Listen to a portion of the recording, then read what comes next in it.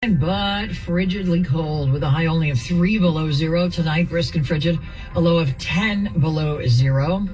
Then tomorrow, not much better with a high only of 10 above, but at least we cracked the zero mark in the positive territory. 5 below at O'Hare now, 8 below in Waukegan, 2 below along the lakefront.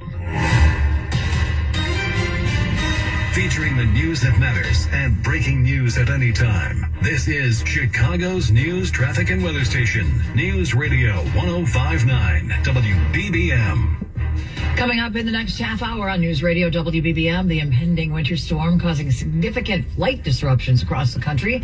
Latest on that coming up from CBS News. Bone-chilling temperatures have settled into the Chicago area. We're going to check in with AccuWeather, see how long the temperatures will stick around. Plus, this is Nancy Hardy. This sub-zero weather probably won't cause trees to explode, but they could develop cracks. We'll explain. And in business, after an exhausting week on Wall Street, stocks end the day mixed, mostly lower. The Dow down 285 points, the NASDAQ up 65, the S&P added 2. I'm Tom Busby at Bloomberg. 5 below at 4 o'clock. This is CBS News on the Hour, sponsored by Duke's Mayo. I'm Jennifer Kuiper. Travelers are already gearing up for a rash of flight cancellations ahead of that massive winter storm about to slam into nearly half of the nation. CBS's Allison Keyes reports. Travelers who have already rebooked flights ahead of the winter storm are sitting pretty, and some had a little help from the airlines. They send a message, almost 2 days before our flight that they were canceling. Some airlines, including American, are moving planes and personnel around to be prepared for the storm's aftermath, and Delta is sending experts from its hubs to help with de-icing and baggage support in southern airports. Peace talks get underway in the United Arab Emirates in an effort to end Russia's war in Ukraine. CBS's Erica Brown reports from Washington, D.C. Representatives from Ukraine, Russia, and the U.S. met in Abu Dhabi Friday, according to U.S. officials, for the first three-way negotiations to end the war in Ukraine. The joint talks are seen as a sign of progress, but control of territory is a big sticking point. President Trump and Vice President Vance have addressed the annual March for Life in Washington, D.C. CBS's Linda Kenyon has the latest from the White House. Hello to everyone at the March for Life. In a videotaped message, President Trump said his administration has made great strides. We've stopped forced taxpayer funding of abortion at home and abroad. Vice President Vance made an announcement from the stage. Our administration is proud to announce a historic expansion of the Mexico City policy. The Mexico City policy bars foreign aid from programs that subsidize abortion. The expansion will bar aid for supporting DEI programs. Linda Kenyon, CBS News, the White House. Organizers say dozens of faith leaders were arrested today while protesting at the Minneapolis-St. Paul airport as part of an effort to call for an end to ICE arrests in the area. The Columbia Heights Public School District said ICE agents used a boy as bait to lure his father into custody before detaining them both this week. Marcos Charles of ICE says that's not how it went down. When officers approached Conejo Arias, he and his child were in a vehicle. Arias fled from law enforcement on foot, abandoning his child in the middle of winter in a vehicle. Charles says his officers took care of the child. Meantime, thousands of people have marched through downtown Minneapolis, and a rally is scheduled to take place inside the Target Center arena. On Wall Street, the S&P 500 closed barely changed today and notched a second straight week with a modest loss. The Dow dipped 0.6%. The NASDAQ rose 0.3%. The majority of U.S. stocks fell, including Intel. Gold rose to another record. This is CBS News. Welcome to Duke's Mayo Country. SubX.News live on the spot reporting. Thanks for tuning in on this frigid day. On my card it says 1 degree Fahrenheit, but it's below zero. Whatever it is, it's cold. Stay warm. Hopefully everybody's staying safe. Check on, like Marietta says, call people up. Think about this. Let's listen to the news. Friday, the 23rd day of January. A cold Friday it is. Thanks for joining us today. Hope you're keeping warm. I'm Lisa Fielding. We have 5 below right now. Partly cloudy skies. It's just the beginning. Cold weather advisory until 9 a.m. tomorrow. Could get down to 10 below tonight. We're going to have the AccuWeather 5-day forecast coming up at 4:15. But first, we're going to check in to see how long the bone-chilly temperatures are going to stick around. When can we expect to warm up? AccuWeather meteorologist Carrie Sundenhammer. Well, I'll tell you, it's going to be some time before we see a substantial warm-up, but there will be at least a little bit of improvement temperature-wise by the time we head into tomorrow. I'll get to that in a second, of course. Last night, we got down to 11 below. Real field temperatures around 42 below. And today, we have not gotten above zero. In fact, right now, it's 5 below at O'Hare, only getting up to a high of 3 below as we head through the afternoon. Those real field temperatures between 20 and 30 below.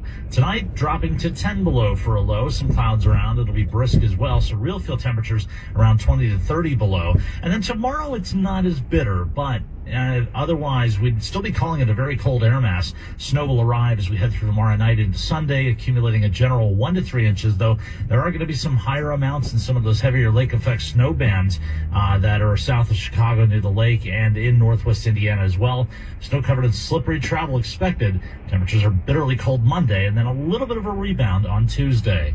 I'm AccuWeather meteorologist Carrie Schwindenhammer. All right, Carrie, thanks so much. Well, hundreds of volunteers are spreading out across Chicago this weekend in the freezing temperatures to help those who are living on the streets. The Night Ministry celebrating 50 years of helping the unhoused, and on one of the coldest nights of the year, volunteers made their way through the city to get people into shelters or give them much needed supplies to keep warm in the bitter cold. President and CEO Carol Sharp says they rely heavily on donations. Generous donations of things like coats that can be transitioned into a sleeping bag. We received a few of those at the end of last year. We access to extra gloves, and we're always looking for additional donations. Some means of warmth, even for a short period of time. We are hoping that that will help them to survive the frigid temperatures. Thursday night's Arctic blast coincided with the annual point in time count. It happens every January, a one-night snapshot to estimate how many people are experiencing homelessness. Early estimates show 68,000 people are currently unhoused in Chicago. Well, it's not just humans who dislike these sub-zero temperatures. An expert from the Morton Arboretum says that trees are struggling too. The internet has stories of trees exploding during rapidly dropping temperatures, but the Arboretum's plant clinic manager, Sharon Yeisley, has not witnessed it. I gotta tell you, I've been a horticulturist for a long time, and I've not seen it myself. I know that people are concerned about it, but I think that we're looking at something that's going to be kind of uncommon. But if you've seen a long vertical cut in the tree trunk, that's likely a frost crack. She explains they happen when a tree warms in the winter sunlight and then contracts in the cold of night, leaving behind a slit. The tree has a zipper, but it's not usually going to be a gaping wound. And so trees have that kind of resilience. And the fact that the wound is usually pretty neat and clean, the tree can often heal that up pretty well. So she says homeowners really don't need to do anything to their trees that have them. Nancy Hardy, News Radio 105.9 WBBM. January's still with us for another week or so, but we got a preview of one of Chicago's most popular cultural tradition. That's just 6 weeks away. It's been quiet here at City Hall. Aldermen are in their wards. The extreme cold is keeping most people away. Do you hear that? Well, the cold couldn't keep away the Shannon Rovers, arriving in City Council chambers to help introduce this year's St. Patrick's Parade Queen, Claire Cahill, originally from Elmhurst, now living in Lincoln Park. My sister was a part of the court for 2 years, so I was going and cheering her on to events, and it always looked like such an honor and a privilege to be a part of. She and her court will preside over the downtown parade set for Saturday, March 14th, after Plumbers Local 130 dyes the Chicago River green, as is tradition. By the way, yes, the Rovers were wearing kilts. They assured us they were staying warm, except for one guy who said his knees were cold. We're at City Hall. Jeff Buckles, News Radio 105.9 WBBM. Well, new details emerging after the shooting of an Indiana judge and his wife. 5 people are now in custody, charged with multiple felonies. Police have identified the suspects as 38-year-old Raylan Ferguson, a 43-year-old, a 32-year-old, and a 45-year-old, and a 61-year-old. Tippecanoe County Judge Steve Meyer and his wife were both hurt in the shooting inside their Lafayette home last weekend, but are now said to be improving. Lafayette police have not disclosed a motive behind the attack. It's 4:08, traffic and weather together on the 8th, and here's Neil Fiorito. All right, Lisa, we've had a lot of issues in northwest Indiana today because of the snow coming off the lake, and now it's no different. This report, we have a couple of crashes again on I-94. A lot of activity through Chesterton today. Take it nice and easy as you make your way through northwest Indiana and into Michigan as well. There's not a lot of volume to get through, so you could drive drive a little bit slower and still get to your destination on time and okay. On I-94 westbound, we are really jam-packed now before the Chesterton truck scales to pass State Road 49. Again, this is in Chesterton, a crash there in the 2 left lanes, and eastbound traffic is heavy past State Road 49. That's a crash on the shoulder. We appreciate the heads up from John on the WBBM Mercedes-Benz of Hoffman Estates traffic tip line at 855-780 Road. You can avoid some of these delays on I-94 by using US 20 as an alternate. On the area expressways, you're good to go on the Edens in both directions through the north suburbs. To and from the airport on the Kennedy, 35 in, 20 minutes out. The express lanes and the local lanes looking really good before the Wintrust mural near North Avenue to the Edens Expressway. On the Eisenhower inbound, brake lights from 17th Avenue to past Harlem Avenue. 40 minutes in from 90 and 22 in from Manheim. The outbound side of the Eisenhower, a ghost town. Looking good on the Stevenson outbound, just a little slow around Cicero Avenue. That's about it. The Dan Ryan, I-57, the Bishop Ford, all clear. DeSable Lakeshore Drive has traffic near the stoplight at Chicago Avenue and in spots through Graham Park. No major incidents to talk about on your tollways. Same with Route 53 in the northwest suburbs and I-80 in the southwest suburbs. From the Metro Traffic Center, your next report's at 4:18 on News Radio 105.9 WBBM. We've got a cold weather advisory until 9 in the morning. Look for a high only of 3 below today, a low of 10 below tonight. Little warmer relatively tomorrow with a high of 10. 5 below at both airports, 2 below along the lakefront. The Dow, S&P, and the NASDAQ all close on weekly losses. It is 4:10. Home means everything to you. So when rates drop, you don't just sit back. Rocket Mortgage watches the market to help you save money when the time is right. We make refinancing simple and savings even simpler. Never miss a new lower monthly payment with Rocket Mortgage. Learn more at rocketmortgage.com or call 1-800-4ROCKET for cost information and conditions. Conditions apply. Not a commitment to lend. Rocket Mortgage LLC. That dude's fucking almost caused a fucking accident, man. You're a fucking jag-off, dude. Right now, new players get a welcome package valued at up to $2,200 in rewards, including hotel stays, food credits, and slot-free play. It's a one-of-a-kind offer exclusively for new members. Sign up and play as a You almost caused a fucking accident, asshole! Casino and hotel. Yeah, you did! You need to fucking move, motherfucker! $2,000 must be 21 years or older if you or someone you know has a gambling problem. Services can be accessed by calling 1-800-GAMBLE. Fucking asshole, man! You need to move! See that guy? He's an instigator there. He almost caused that accident with that bus there. That dude's an asshole. He doesn't know what he's doing. That bus almost ran into me because of that guy. These guys are all weird out here, man. They come here for the Uber money. They're all jacked up. They're all jacked up because they want to make money. And then he almost caused an accident, that guy. He was parked, and that bus ran right into my lane. Because of him, he stopped immediately. That guy with those flashes on there. These are all weirdos. They come to our city to make money. Most of these are suburbanites, and they start trouble here. You know what I mean? They're fucking assholes, man. They all need to be ticketed. Their cars need to be impounded. You can't be driving a cab or an Uber in our city and you're an outsider without having training, without having a license. We used to have something called a chauffeur's license training here at Washington. These guys are all out here doing whatever they want to do. And they're jacked up for today. Yeah, he's spraying fucking, I don't know what he's spraying. He's spraying some spray. Oh, he's spraying spray, man. I don't know what he's doing. He's a weirdo, right? He's parked in a lane that should be moving, and then he's spraying pepper spray or something. I don't know what the man's doing. I don't know what he's doing. I told him, you need to move, because he's in the lane, and then you don't have no cops out here doing no traffic control, right?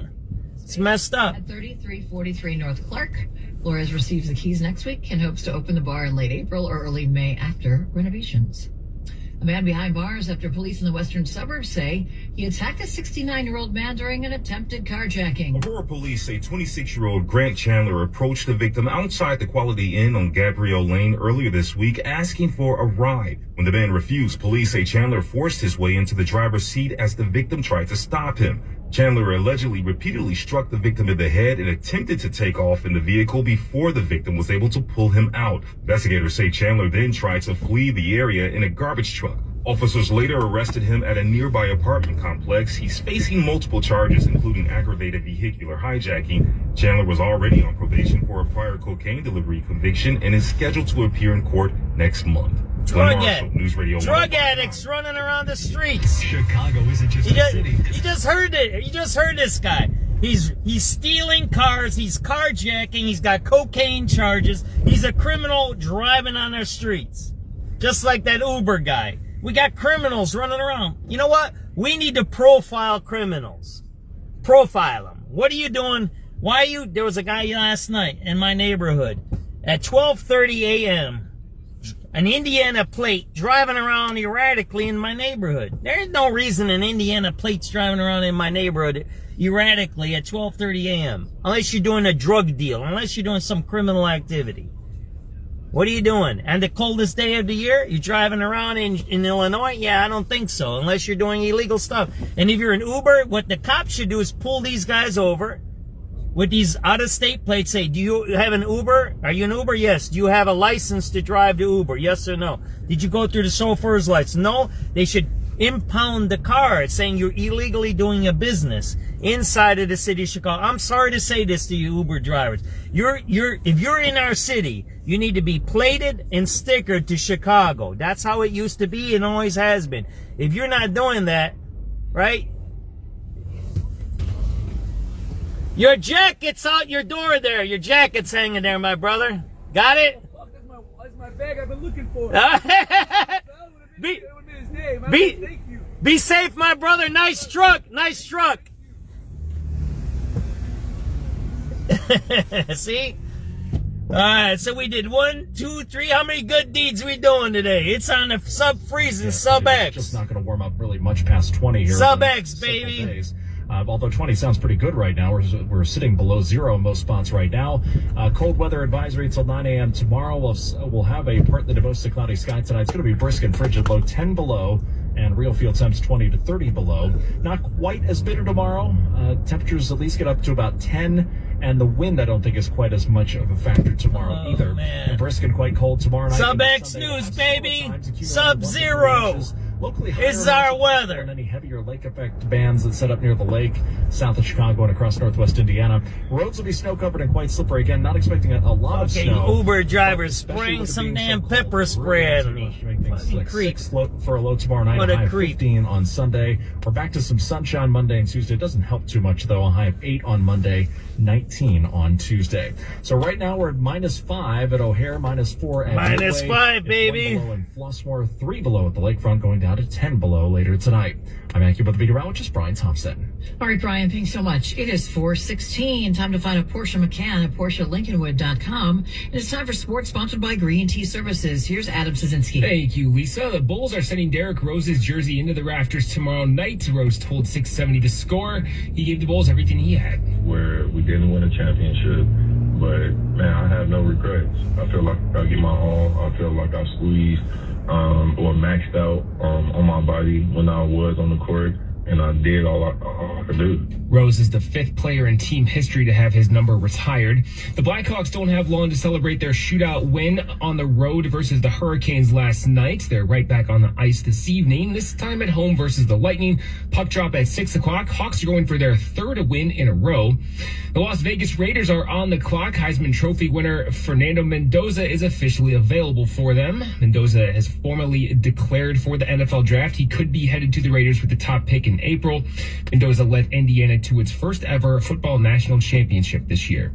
With sports at 16 and 46, I'm 670 The Score's Adam Szynski on News Radio 105.9 WBBM. All right, Adam, thank you so much. It's 4:18 now. Traffic, sponsored by the Chicago Police Memorial Foundation. Here's Neil. All right, we'll start in the loop here, guys. We have some delays building on Ivy Wells. Once you get off the Eisenhower near Clark Street, looks like a crash there. We heard from Ryan on the WBBM Mercedes-Benz of Hoffman Estates traffic tip line at 855-780 Road, a little heavier in the area because of it. Looking at the expressways, not too bad. Very light here with the very cold temperatures. Definitely scared a lot of people back home. On the Edens Expressway, you're looking great either way. The Kennedy Expressway, 33 make that coming in from O'Hare. 27 off the junction, you have some traffic from Irving Park to Ogden. Outbound traffic heavy past Lawrence to Harlem Avenue. 23 minutes to make it out to O'Hare. On the Eisenhower, some traffic coming in from 25th to past Harlem Avenue. 43 in from I-90, a 25-minute trip in from Manheim. The outbound side of 290 is wide open. On the Stevenson, delays out from Pulaski to Cicero. Once you get past that, you're in really good shape. The Dan Ryan, a little slow to and from the Jane Byrne interchange. I-57 and the 4 doing all right. You saw the Lakeshore Drive delays through Grand Park and near the stoplight at Chicago Avenue. No major complaints on your tollways today. Route 53 is in great shape up and down in the northwest suburbs, and no backups in the southwest burbs along I-80. Delays continue in Chesterton on I-94. A crash getting cleaned up on both sides near State Road 49. Traffic is sponsored by the Chicago Police Memorial Foundation. On December 7th, that is, a Chicago police officer was shot. His bulletproof vest did its job and saved his life. Bulletproof vests wear out and expire, and Chicago police officers buy their own. Help protect those who protect us. Donate today at cpdmemorial.org and click mission to get behind the vest today. Next report, 428 News Radio 105.9 WBBM. All right, Neil, right now on the temperature board, 5 below at both airports, 2 below Lakefront. It's 420. And our top story this hour is the weather. Ice and snow forecast for most of the southern and eastern U.S., and some meteorologists are saying the effects could be historic. We're going to take a look at the bitter cold here in Chicago coming up at 4:31. They always block the road right there. See that? And that's a turning lane there. That's by Roosevelt. So those Uber drivers block a turning lane, which is dangerous. If anything, you need to be in the middle of the block. And there's a turnaround there at that hotel. But they block right there by the turning lane. You see that? We're coming up to it. The Daily Herald reports MARIN is also an acronym standing for Measures Against Railroad Injuries Near Schools. The bill would amend the Illinois Vehicle Code to see require that? So if you want to turn, you got to go into the other lane and go. Those guys are blocking the turning lane right there. You see that there? That's how life is. See, it says only lane. Don't you see that there? See that, right? That's a turning lane right there, right? See that there? That's an Uber driver. 2 Uber drivers right there blocking the turning lane. See that there? That's how they are, man. Those are turning lanes. That's not a standing lane. You're blocking traffic. 2 Uber drivers. You just seen them, right? That's how life goes. We're going to see the sunset tonight. How about that? That way I calm down. I'm the defrost.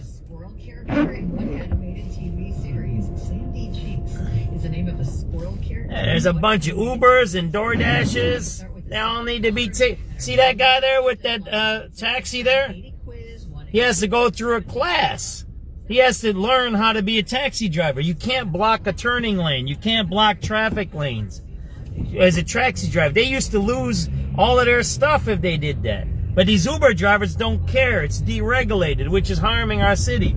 It's 2 things. It's making our city dangerous. Secondly, we're not collecting the revenue from it, right? Right? That's the thing. It's dangerous and we're not collecting revenue because it's doing whatever they want to. It only helped, Ari Emanuel to go public, right? Everybody knows that the Uber thing was a scam through the Clintons. You know it was connected to the Clintons, right? They did it to make it go public. It's an IPO. Everybody knows that scam or not? The Democratic scam of the Uber? Look at that. Is that beautiful or what? We're going to do the suns. We're going to put on some, is Israel? I would love to put Is Israel some Hawaiian music on and watch the sunset. We're going to listen to the news, but we're going to do the sunset tonight, all right? Right now. All right, this is special, everybody. You're gonna take your socks off. You're gonna turn up your heater. You can get your little lattes, your coffees, your teas, your hot toddies, whatever you like to drink. And I'm gonna make it a really nice Friday super subzero evening. Subzero. We need law and order. And law and order don't mean cracking somebody's head open with a stick or shooting them. Whatever. That's what happens. That's what happens. Law and order means everybody, we start doing what's right. Because when we follow the rules, what happens? We all can live together better. Secondly, we make money. There we go. And I got peace of mind knowing my wishes are clear. Sorry about that disconnect. And think about this. There's no clouds in the sky today. There's none. It's super clear. It's super clear, right? Yeah, my internet goes out. How's that happen? How does your internet go out when it's super clear? There's nothing here. This is one of the clearest days you can get when it's super cold. There's no interruption in the service. None. Except they went out. Strange, isn't it? So we're gonna do a little sun therapy. That's what we're gonna do. I don't have my sunglasses on me though. See this guy? I don't know what he's doing. He's driving around here. I don't know what he's doing. Did I see that guy right there? He's got out-of-state plates. See that guy right there? It's the coldest day of the year, and he's somewhere in a Best Buy in the middle of Roosevelt. Kind of strange, ain't it? Maybe it's a rental car. I don't know. I don't know what it is. It's strange, right? I'd pull him over and say, can I help you? Are you lost? And see what they're doing. That's what cops should be doing. It's called profiling, right? What's that guy doing here, right? It's strange, isn't it?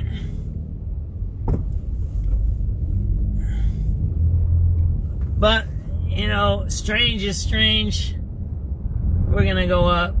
Get your sunglasses on, everybody, because it's gonna be sunny right now.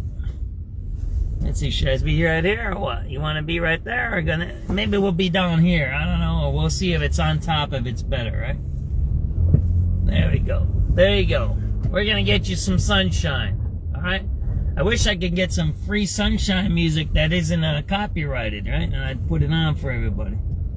Let's see here, right? Is that good? How about that, everybody? Got those two pipes in the way there. I don't like those two pipes, right? We're gonna do right here. How about that? The sunset is gonna be right in front of you. There you go. Get your sunglasses on. SubX.News. We don't charge for the sun. That's free. God gives it to us. Got that there? How about that? All right, let's listen to some news, okay? Because I talked to him. I'm like, we'll listen to some radio calls too. Past State Road 49, M1 getting cleaned up eastbound, passing State Road 49 in Chesterton off on the shoulder. Expressways, nothing major. The Edens Expressway is actually wide open either way. On the Kennedy, you have traffic coming in from Irving Park to Ogden. 30 minutes in from O'Hare, 24 off the junction. On the outbound Kennedy, you're looking good. Leaving downtown out toward the Edens, you start to get slow past Lawrence to Harlem Avenue. At 23-minute ride out to O'Hare. I-190, the O'Hare extension looks great either way between the terminals and the Kennedy Expressway. Delays on the Eisenhower inbound take you from 25th to past Harlem Avenue. 43 in from I-90 and 25 in from Manheim. The outbound side of 290 is clear. Looking at I-55, the Stevenson outbound with traffic from Pulaski to Cicero. A 21-minute ride at the Tri-State. 29 if you're headed out to 355. Coming in about a delay passing Damon to the Dan Ryan. I-55 in Will County looks really good on either side between I-355 and I-80. On the south side, the Dan Ryan, slight delays either way, coming inbound from Cermak to Roosevelt and outbound between Roosevelt and 18th. I-57 wide open either way between I-80 and the Dan Ryan. The Bishop Ford Freeway's in really good shape. So is Route 394. Onto South Lakeshore Drive, you do have delays in spots through Graham Park and getting to the stoplight at Chicago Avenue. Nothing major on your tollways. The Tri-State southbound backing up in Ogden. That is through the work zone there. You have a lot of construction in that area. From the Metro Traffic Center, next report, 438. News Radio 105.9 WBBM. It is 5 below. Partly cloudy skies at 429. Oil lights never come on at a good time. you've got enough to juggle. So let Take 5 handle it. Drive in, stay in your car, and roll out in 10 minutes. No waiting room, no stress. Just fast, friendly service. Visit Take5.com today to find your nearest shop. Hard work beats talent when talent doesn't work hard. That's why when it comes to hard work, nothing works harder than a Chevy Silverado. On the road or off-road, Silverado is built for tough performance in any condition, rain or snow, mud or ice. Chevy Silverado runs over it. Right now, get 1.9% APR financing on a Silverado 1500 crew cab pickup. Go to Chevy Drive Chicago for details. With Chevy, the choice of a fuel or electric model is yours. With Blazer, Silverado, or my own Equinox EV. Check them out at Chevy Drive Chicago today. Chicago's news, traffic, and weather station. News Radio 105.9 and WBBMNewsRadio.com. 4:30, good Friday afternoon. I'm Lisa Fielding. Thanks for joining us. Here are the top stories on News Radio WBBM. Across the country, winter storm making its way across the U.S., bringing ice, snow, and bitter cold to cities across the country, including right here in Chicago. This is Terry Keshner. The Garfield Park Conservatory on the west side is the perfect warm weather getaway during Chicago's Arctic blast. Your attention, please. The head of the CTA is laying out the agency's route map for improved service this year. I'm political editor Jeff Buckles. Plus, President Trump and his Canadian counterpart continue to trade barbs after their speeches at this week's World Economic Forum. Sports Hawks host Tampa Bay at the UC tonight in business. I'm Tom Busby at Bloomberg. Wall Street wrapping up a volatile week, mostly lower today. The Dow down 285 points. The NASDAQ, though, up 65. The S&P adding 2. Cold, clear skies, 5 below right now at 4:31, and we're continuing to monitor the polar vortex that is hitting the city today and lingering into the weekend. But nationally, 200 million Americans are expected to be impacted by an incoming winter storm that will trek over 2,000 miles coast to coast. Meteorologist Craig Allen says this one is for the history books. The storm is tracking in from the Pacific. It will make its way to near the Four Corners. It's going to meet up with additional Gulf moisture, warm, moist air coming from the Gulf. And it's also going to get some injection of extreme energy and bitterly cold air from the north. And if you have previously had an issue with your pipes during the winter, you're not alone. A new report finds that frozen pipes are a bigger headache for people in Illinois than any other state. Illinois homeowners filed $79 million in claims for frozen pipes and water damage in 2024 and through the first half of last year. That's according to a new report from State Farm, which says the next closest state was Oregon at $54 million. The Bloomington-based insurance company says it paid out $628 million on more than 20,000 such claims in that period, with the average claim worth more than $30,000. To save yourself the headache and cost, State Farm encourages you to open cabinets under sinks and let faucets drip during such cold temperatures. Nancy Hardy, News Radio 105.9 WBBM. Well, even though some of us have no plans to leave our homes this weekend, some Chicagoans are escaping to a tropical paradise during the Arctic weather without even leaving town. Such a juxtaposition because you're outside and you come in here and it's tropical. Mary Eisenbach, director of conservatories for the Chicago Park District, is talking about the Garfield Park Conservatory. The conservatory is where she and some other smart Chicagoans sought refuge from the dangerous cold. Especially on a day like today, it's you're just so grateful to walk in here. It was about 70 degrees warmer inside the conservatory as opposed to outside, amid the luscious plants and also the beautiful fish and curious turtles. Virginia Keller and her toddler son were among the many families enjoying the steamy sanctuary. They closed his school today for the extreme weather, and so we were looking for a way to get out of the house, and this seemed like the perfect little tropical oasis. Are you having a good time? Yeah, he's having a great time. Yeah. Terry Keshner, 105.9 WBBM. Riders on the CTA will soon see furniture popping up at some L stations in one of the agency's programs designed to cater to the next generation of commuters. CTA acting president Nora Learson says she often rides L trains and buses with her 2 children. And when she visited Paris last year, she saw the city's transit system offering spaces for kids. Supporting children in our system is investing in our future and building the next generation of CTA riders. So during her appearance at the City Club, she showed off part of a new initiative designed to encourage families to ride. We'll be moving forward with the installation in select stations of child-sized furniture to support our youngest and cutest riders. Learson also touted other initiatives to engage younger riders, including red line station announcements. I won't ever stop loving the CTA. Recorded by Chance the Rapper. I don't need a survey or a focus group to know that hearing that in the morning on the way to school made school children sit up a little straighter. Jeff Buckles, News Radio 105.9. WBBM. On the nation, President Trump rescinding Canada's invite to join his Board of Peace amid his escalating feud with Canadian Prime Minister Mark Carney. President Trump is in another spat with America's northern neighbor. At the World Economic Forum Wednesday, Canadian leader Mark Carney condemned coercion by big powers on smaller countries. We compete with each other to be the most accommodating. This is not sovereignty. It's the performance of sovereignty while accepting subordination. He did not mention the president by name, but a day later, the president did mention Carney. Canada lives because of the United States. Remember that, Mark, the next time you make your statement. On CTV hours later, Canada doesn't live because of the United States. Canada thrives because we are Canadian. The president responded by revoking an invitation for Carney to join his Board of Peace. Sagar Meghani, Washington. And the White House is posting an altered photo of one of the people arrested for organizing an anti-ICE protest inside a Minnesota church.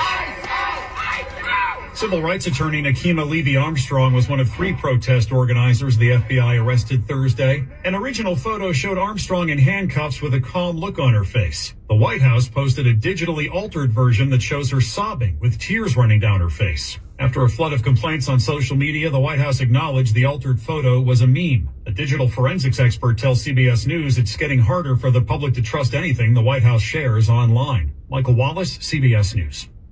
It is 4:36. Is life insurance part of your New Year's resolution? Listen, if you're young and healthy, it's simple, and any old agent can get it done. But if you're 50 to 60 years old with a touch of wide waistband syndrome or have correlating health glitches, you need to call Big Lou at Term Provider. Big Lou doesn't bait and switch you in with young and healthy rates only to clobber you with the truth down the road. $1 million of coverage could be as low as $200 per month. And unlike the treadmill, this one won't collect dust in the corner. Call Term Provider, speak with Big Lou, and find out how much he can save you on your new $1 million life insurance policy. Start this year off with peace of mind by calling Big Lou at 800-200-1966. 800-200-1966. Remember, Big Lou's like you. He's on meds too. For affordable term life insurance, call 800-200-1966 or biglou.com. Now, the lowest gas prices from News Radio 105.9 WBBM. Sponsored by PackyWebFord.com, where you'll find the best deal on your new Explorer.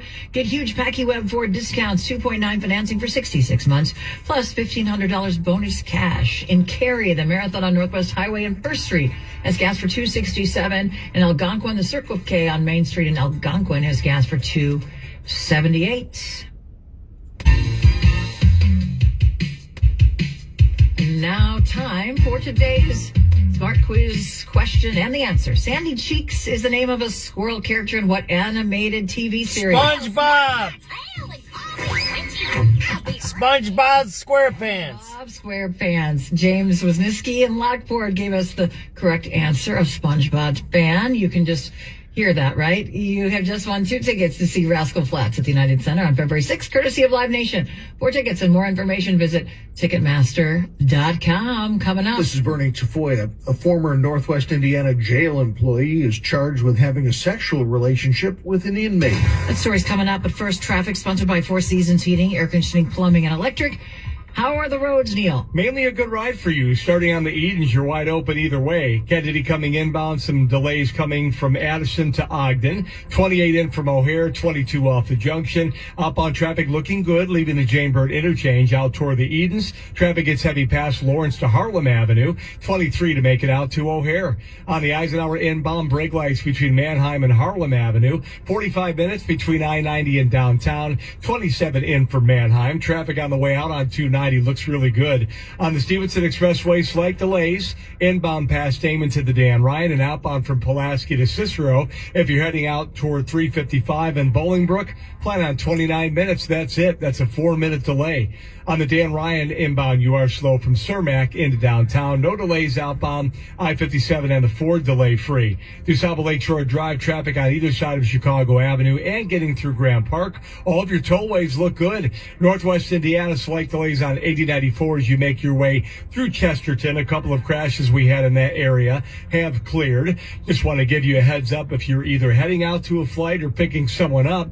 We do have cancellations because of the cold temperatures at O'Hare. 66 canceled at Midway, 10 canceled. And with the extreme cold, the Metra and South Shore lines running today on a reduced schedule. From the Metro Traffic Center, next report, 448 News Radio 1059 WBBM. WBBM AccuWeather, brisk and frigid tonight. Partly to mostly cloudy, low 10 below zero. AccuWeather real field temperatures 20 to 30 below. Not quite as bitter tomorrow, but still a very cold day. Mostly cloudy, a high of 10. Tomorrow night into Sunday, it'll be brisk and quite cold with snow at times, accumulating 1 to 3 inches. Could be locally higher amounts than any heavier lake effect snow near the lake south of Chicago and across northwest Indiana. Roads will be snow covered and quite slippery. Low tomorrow night, 6. Sunday's high 15. Right now it's 5 below at O'Hare, 4 below at Midway. It is 2 below in Valparaiso, 3 below at the lakefront. We're going down to 10 below later tonight. I'm AccuWeather meteorologist Brian Thompson. It is 4:40. Charges filed against a former Lake County, Indiana jail employee for having a sexual relationship with an inmate. Indiana State Police say Andrea Rebellas had worked at the Kimbrough Center work program at the Lake County Jail, and that in September, state police were told Rebellas had allegedly been involved sexually with an inmate and that she may have become pregnant during that relationship. The inmate was questioned by jail staff and later by state police detectives, and he reportedly confirmed having sex with the jail worker. Rebellas resigned from her job and has been charged with sexual misconduct by a provider and official misconduct. Bernie Tafoya, News Radio 1059 WBBM. Well, continued exposure to this extreme cold isn't just bad for your health. Your tech will likely struggle as well. This cold causes batteries to drain faster, brittle components to crumble. It even takes a toll on your car's LCD screens. There's a liquid crystal display inside of there, and that can freeze and cause it to be glitchy, cause it to be sluggish, and sometimes it won't work at all until your car warms up. App technologist Carl Prouty. This is pretty extreme what we're experiencing right now, and there's not really, unless it's made specifically for extreme weather, you may experience some glitches. Prouty adds, if you do find yourself with cold electronics, make sure to let them warm up to room temperature before turning them on. Haley Hansen, News Radio 1059 WBBM. Members of the band The Eagles are flying high and breaking records. The Eagles album, their greatest hits 1971 to 1975, is the best-selling album of all time in the U.S., according to new certification from the Recording Industry Association of America. Also, the band's 1976 record, Hotel California, is the third best-selling album. The second is Michael Jackson's Thriller. Jennifer Kuiper, CBS News. In Chicago, you have to plan for winter weather. The snow is starting to really pile up on the tri-state. I hope you guys are having your hot drinks, relaxing and watching the beautiful sunset. There you go. Right? There you go. We used to do that was my kids' favorite show, SpongeBob SquarePants. We used to watch it with the kids. Right? Have you lived in your home for decades, ready to downsize and get rid of the stuff that's been weighing you down? Smith Village Senior Living Community and Historic. Dude sleeping with the inmate. That was wild, huh? Modern apartment home living, where the entire community is your home. Fitness center. That was wild, huh? Sleeping with the inmate. When we can't trust the government, who can we trust? I had a big discussion with my son today.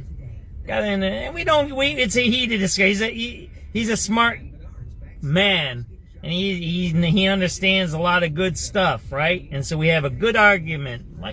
It's not a mean argument, it's a good argument. I don't know, you know what I mean, a good argument. And we discussed it, and the main point was, when can we trust the government, right? How do we trust the government when it lies to us? Today I seen a post by Byron Sitchko, an alderman from Chicago. This is a elected official who says F ICE. So here's a government official saying F the government, F law enforcement. You can disagree with them. You can disagree with tactics. There can even be issues where they might have made mistakes, right? But why would a government official say F the law enforcement? It undermines our own society's safety, right? And I'm not saying ICE is doing good or bad. I mean, they should do their job. I think they need to deport as many people as they can. We need to get up to 2-3 million people being deported. I think we need to deport these people that are in here in our country illegally and they're doing crimes. And if you're here illegally and you want to stay here, then they should put them through an adjudication process, like a probationary process. If you're here illegally and you want to stay and you haven't broken the law, then you should go through a process. Maybe I'll propose that to Donald Trump or somebody in immigration, and we put them through a probation process. Rather than going through an adjudication, which we don't have judges enough to do. We're over. You see, Biden and his terrorist regime overburden our thing so you can't get out of it.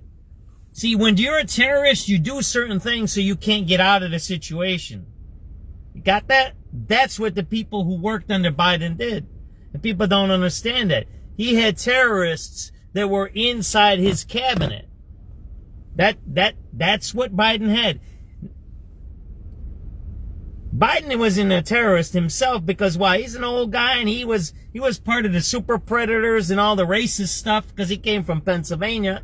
He was part of that was a war on drugs stuff. So you can tell his background was law and order. But what he did is he was so old and he was so beholden to the people who elected him, the BLM people out of the Floyd riots, right? That what? He let them do whatever they wanted to. And that's where we got here. They flooded the border with illegals, with terrorists and criminals. Now we're stuck. Well, what we can do is we can do a fast track adjudication. 2 tracks. If somebody's here illegally, you do some kind of a Dreamers DACA Act, right? And you say you have to do this within this amount of years. You give them a 3-year window and say in 3 years you have to do this. Learn English, pass Constitution test. You have to have a job. You can't be unemployed. You have to have your own money. You can't be on welfare. Boom. You do like 5 criteria. Very simple. We're not going to encroach on their freedom, but 5 criteria that you got to meet within 3 years. If you're a criminal, you're out. You're out. If you got a criminal offense, you're in the adjudication process, you're out. Bye. You can fight your case from the foreign country, or you go to Gitmo. Maybe we send them to a holding place, Gitmo, or some kind of internment camp where you say, look, that's where you are until you fight your case. Right? There you go. If you're a criminal convicted, you're out. That's it. Done. Very easy. And you do a fast track it. You set up these things all over the United States. You have classes. Look, if we can pay a Somali to have a fake daycare, why can't we pay companies to make Americans American? I was proposing this when I watched the migrants 3 years ago. I said, why aren't we taking care of these migrants? Why aren't they learning English? Why aren't they learning the Constitution? Why aren't we giving them jobs? Why aren't we helping them become Americans? We're giving them welfare. Think about this. We're giving migrants welfare. What in return did we get from the migrants? Nothing. Zero. Yes. Yes, that's what they did.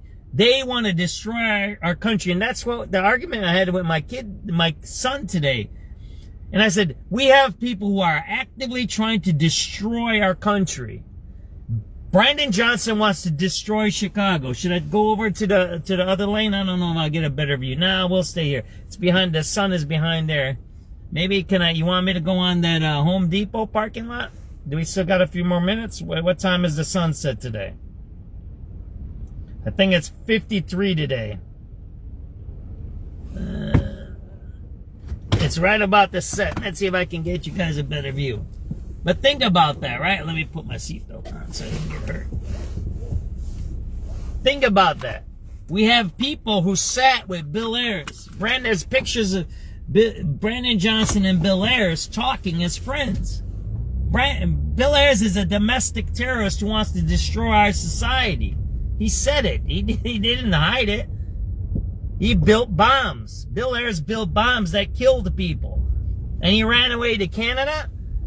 And his dad was a ComEd billionaire. Oh man, oh yes, this is a better view. Oh my gosh, take a look at that, everybody.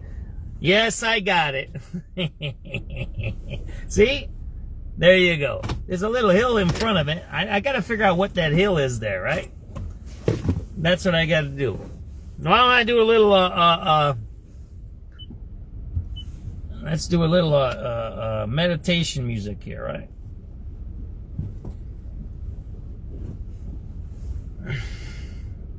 Let's listen to the news a little bit, and then I'll do a little meditation music.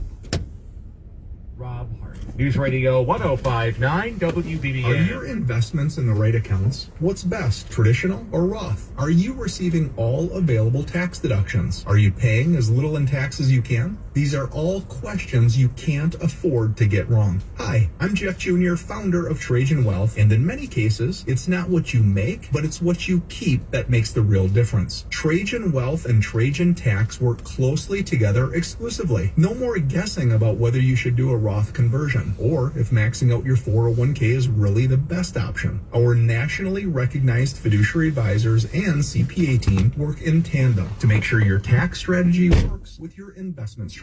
We'll even do your tax preparation. One team, one strategy. Isn't it time for a second opinion? Call Trajan today. 630-230-7400. That's 630-230-7400. All right, I think I can. Let me try my meditation music, right? Copyright free meditation music. I gotta play that. We'll play it till the 5 o'clock news. How about that? We're gonna watch the sunset. Kumbaya stuff. Remove negative talks. Silence mind. We want to try that one? Remove negative thoughts. How about we try this? See how this is. There we go. Yes. Yes, Mizidor. You be safe, Brian. Make sure you leave those faucets running. Be safe. Take care of your family. This is some meditation music, Brian. Relax. Buy some goods, buy some Doritos, and do some binge watching. Make sure you have extra electric and candles, right? Somehow. Hopefully we don't do copyright here. Relax, everybody. Subzero. We're doing Subzero SubX meditation. I ain't opening my windows, though. I am in a closed car with my heat jacked up. So that's all I gotta say. Let's watch the sunset. It's beautiful.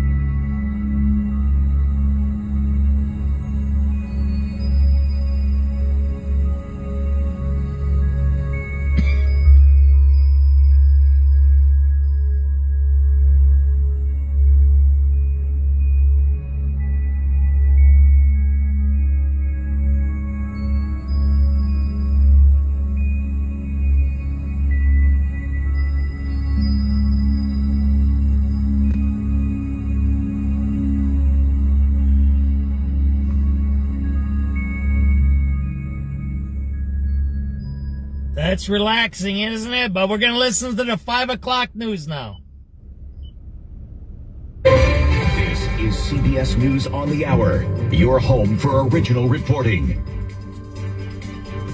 I'm Jennifer Kuiper. Rain today in the Southern Plains kicks off what's expected to be a monster storm. CBS's Nicole Valdez is in Nashville, Tennessee. Some 180 million Americans are under weather alerts as snow and ice move from the southwest through the plains to the northeast. This is a very dangerous combination of heavy snow and extreme cold temperatures. Salt spreaders are loading up in New York City, and there's concern of salt shortages in certain areas. Double-digit feels-like temperatures have not stopped thousands of people in Minneapolis from marching through the streets. CBS's Nicole Skanga is in Minneapolis. On Friday, the Pillar Forum and hundreds of businesses in the Twin Cities protested ICE with a general strike. All of us here know how we feel about the matter and have been very vocal that we are against ICE and we are against them being in our spaces, and we're against the, sanctioned violence. Community members are calling for no work, no school, and no shopping, calling it a day of truth and freedom. Up next, a rally at Minneapolis's Target Center. For the first time, negotiators from the U.S., Ukraine, and Russia all sat down together to work on a deal to end the war in Ukraine. CBS's Willie James Inman has more. That is a significant step, that these are trilateral talks, not one-on-one talks with the Russian side or the Ukrainian side. Steve Witkoff, the president's negotiator, talked about this in an interview. He said the Ukrainians have said that we're 90% done, and I agree with them. In fact, I think that we've made even more significant improvement. The trial for Luigi Mangione, the man accused of gunning down a U.S. health insurance executive in New York City in December 2024, will begin with jury selection in September. CBS's Katrina Kaufman was in court today. What we did learn along with that jury selection date is that the judge has declared two different potential trial dates. One is for a non-capital trial if the death penalty is off the table. That would be October 13th. And then January 11th if this is a capital trial, which would be a much lengthier and more complex trial. In what's billed as a first-of-its-kind study, researchers at Northwestern University find that wood burning in homes causes dangerous air pollution in the winter. Lead study author Kyan Schlipak says just 2% of homes rely on wood as their primary heating source, but that accounts for 22% of fine particulate matter. Researchers estimate 8,600 premature deaths annually are associated with wood-burning fireplaces, furnaces, and stoves. If you are hoping to continue burning wood, but do so with lower impacts, making sure you're properly drying your wood and properly using your appliance are the best courses of action. The study is published in the journal Science Advances. This is CBS News. Follow and listen to the official 48 Hours After Show. So don't burn wood in your house. I don't think too many people in Chicago do that. I don't know why. I'm going to have to pull that study, why they say that. Maybe is it bad wood? See, people might be burning that green wood. You know what I'm talking about? The green wood that they build porches with. Yeah, you're not supposed to use that. It has chemicals in it, formaldehyde. So you have to be really careful, right? Let's listen to the rest of the news. Wind gusts feels more like 22 below. That's the story into tonight. 10 below zero for our low. Easing up a bit tomorrow, but not much. Still pretty cold. We're going to check in with AccuWeather coming up. And first, AccuWeather's here. He's going to tell us when we can expect a warm up. Kerry Schwindenhammer.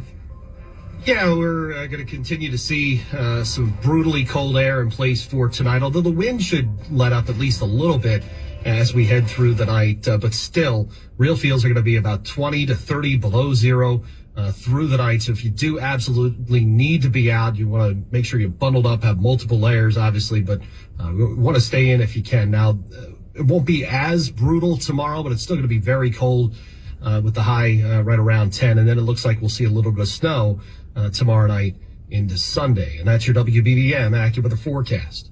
All right, Carrie, most people are doing what they can to avoid going out in today's weather conditions, but others have no choice. WBBM's Bernie Tafoya reports on what first responders are doing to stay safe and warmish. According to Chicago Fire Department Deputy District Chief Sean T. Haynes, firefighters carry extra personal equipment with them to fires in this frigid weather, like hand warmers, extra gloves and hoods, and other clothing. He also says that on fires that are going to take some time to fight, firefighters are rotated in and out, and CTA warming buses are brought in. He says frozen hydrants are a concern, so 2 firefighters seek out working hydrants. Typically 28 is the middle of the block, and there's a hydrant right there. right? So one to go there and then one to deploy to the corner in the opposite direction.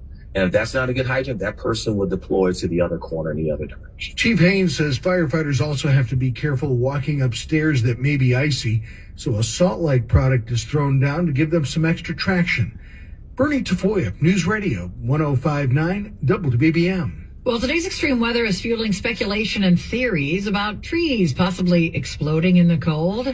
Now an expert at the Morton Arboretum shares the real story. Plant clinic manager Sharon Yaisley says exploding trees are rare because of the temperature swings needed for it to happen. Suddenly dropping temperatures drastically, that would be probably far more likely to happen as opposed to we're cold and we're getting colder. What are more likely are frost cracks when trees heat up in the winter sun. When it's time for the sun to go down and we're still going to be brutally cold, then the tree is going to start to cool off and it wants to contract, and the bark is going to contract faster than the inner wood. And so the bark it's got nowhere to go, so it has to split open. So we get like a long vertical split. Yaisley says trees usually heal from those frost cracks. Nancy Hardy, News Radio 105.9 WBBM. The group Veterans for Peace has put up a billboard on Route 41 near Naval Station Great Lakes in the northern suburbs. It says, active duty and National Guard, you have a duty to refuse illegal orders. Combat veteran Rory Fanning tells WBBM such resistance has happened in the military before. Hundreds of thousands of soldiers have become conscientious objectors, war resistors, and refused immoral and illegal orders throughout U.S. history. There is plenty of precedent for this. Veterans for Peace says ICE activity and the U.S. military action in Venezuela are among the things that prompted that billboard. Veterans for Peace is putting up similar billboards in several locations around the country.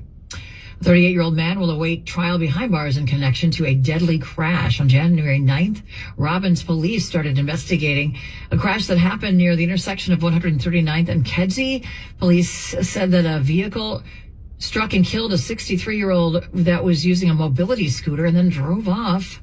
Officers learned that David Avalos was driving the minivan involved in the crash and that he had consumed multiple alcoholic beverages before he got behind the wheel. This week, he was taken into custody and charged with aggravated DUI.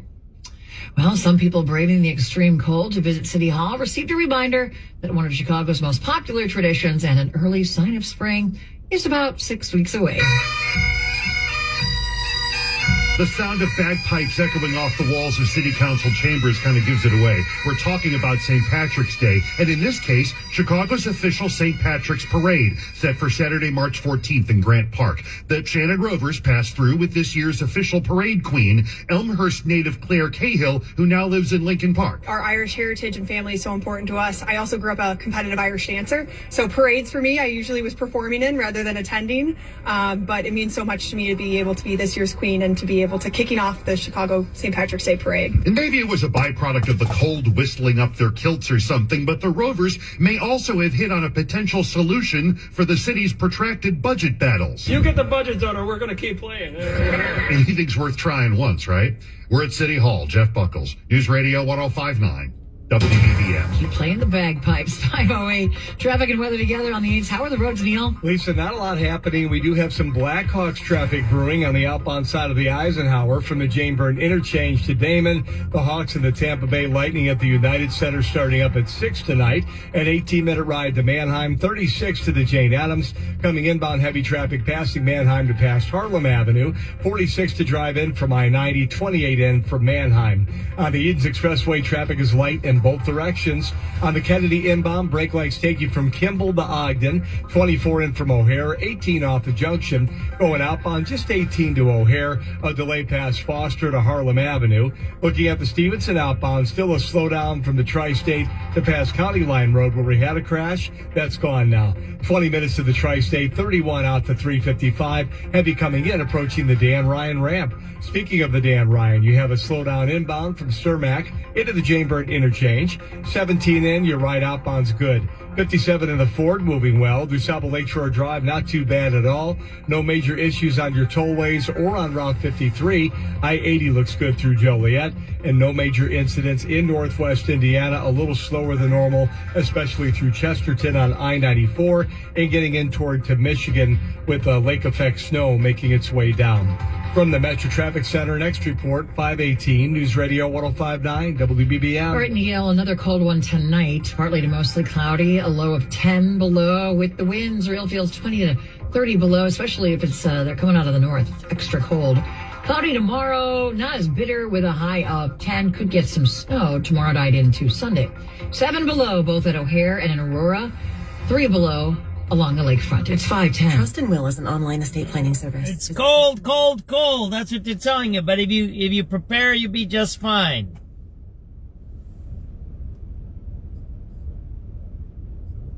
My kid was born 3 months premature. He was in the NICU for 3 months at Cook County Hospital. So, yeah. That's crazy, right? They did a good job over there. There was another baby that was abandoned. I don't know if he made it, though. God rest his soul. And we're talking 24 years ago that happened. Yeah, it's, go visit some of your state or county hospitals and see some of the things they're going. They need a lot of volunteers, I'll tell you that. It's a good place to volunteer.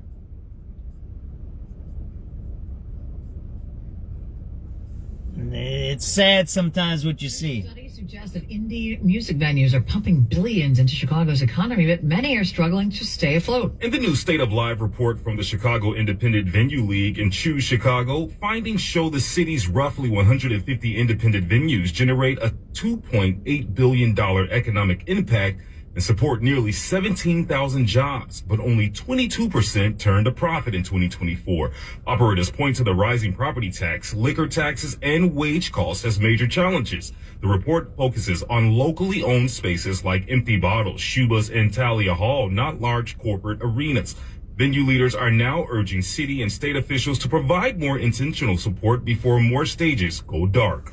Glenn Marshall, News Radio 105.9 WBBM. Cleaning up the CTA, that is the focus of the head of the CTA. A key focus for her and her workers across the agency for the new year. Acting President Nora Learson tells the City Club of Chicago that the CTA is now at full staff for the first time since before the pandemic. She says it's allowing them to direct resources to making sure trains, buses, stops, and platforms are clean across the system. This year, we're going to look at new ways to deploy our cleaning resources at different locations throughout the system. This will both help us to address cleanliness issues sooner, but also provide riders with the confidence that CTA is actively engaged in ensuring the system is maintained and clean at all hours of the day. Learson is also touting improvements in safety across the system and says Chicago police will also be more visible on select train lines this year.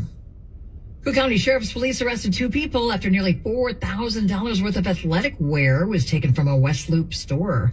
Earlier today, officers noticed that 2 women had taken items from the Lululemon at West at Randolph and Sangamon and got into a car and drove up. Witnesses told police that the vehicle was in an alley, and the officers found the vehicle empty with the merchandise, though, still in plain view. When looking around, the women were found arrested and charged with felony retail theft. Elderly lawyer was arrested at his home in Buffalo Grove and charged with fraud, money laundering, and theft for allegedly stealing funds from the city of Tallahassee, Florida. The case apparently dates back to 2024. They said their investigation uncovered a network of coordinated deceit that digitally crossed state lines. 83-year-old Richard Golding allegedly received $2.3 million in stolen city funds and then transferred those funds to a bank in Mexico. Tallahassee police, they say they have recovered more than $1 million that Golding allegedly stole. How long will the Arctic temperatures stick around? We're going to check in with AccuWeather coming up. Severe cold is locking in across Chicago. We're doing our good reporting. I'm trying to be good. Actually, there's a couple of people helping me. You know, Emmy Yamamoto, that's my wife. She does postings too. She runs a couple of my other pages. So, we're trying our best to keep you guys informed and everything. I just wanted to show you, we have that article up, right? We're trying to be,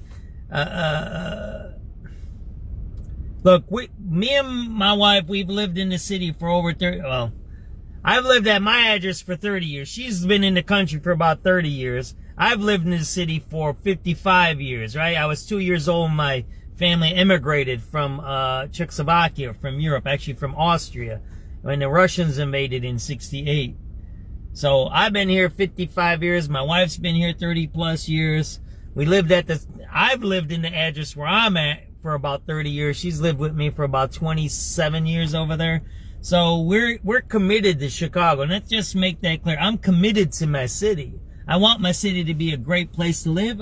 And as you just heard, the indie rock, I'm going to have to pull that report. They're saying it's impossible to even run these indie concerts anymore because of the prices.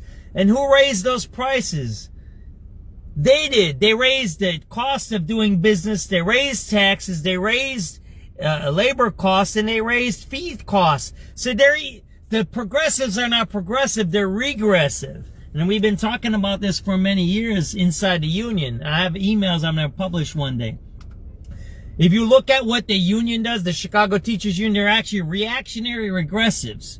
They're not progressive, meaning progress, inclusive in bringing people in. They're actually regressive and push people out. They have no democracy. They don't have people running against them. They don't have free association. They don't have free speech. They don't have anything in the union anymore. Zero. They have a union president who's president of two unions at the same time, stealing from the public, right? Because the public sector unions get their money from the public. She has two salaries. How do you get two salaries? That's strange. I'm not going to tell you what I'm going to do to figure this out, but I'm going to do something this year. I'm telling you.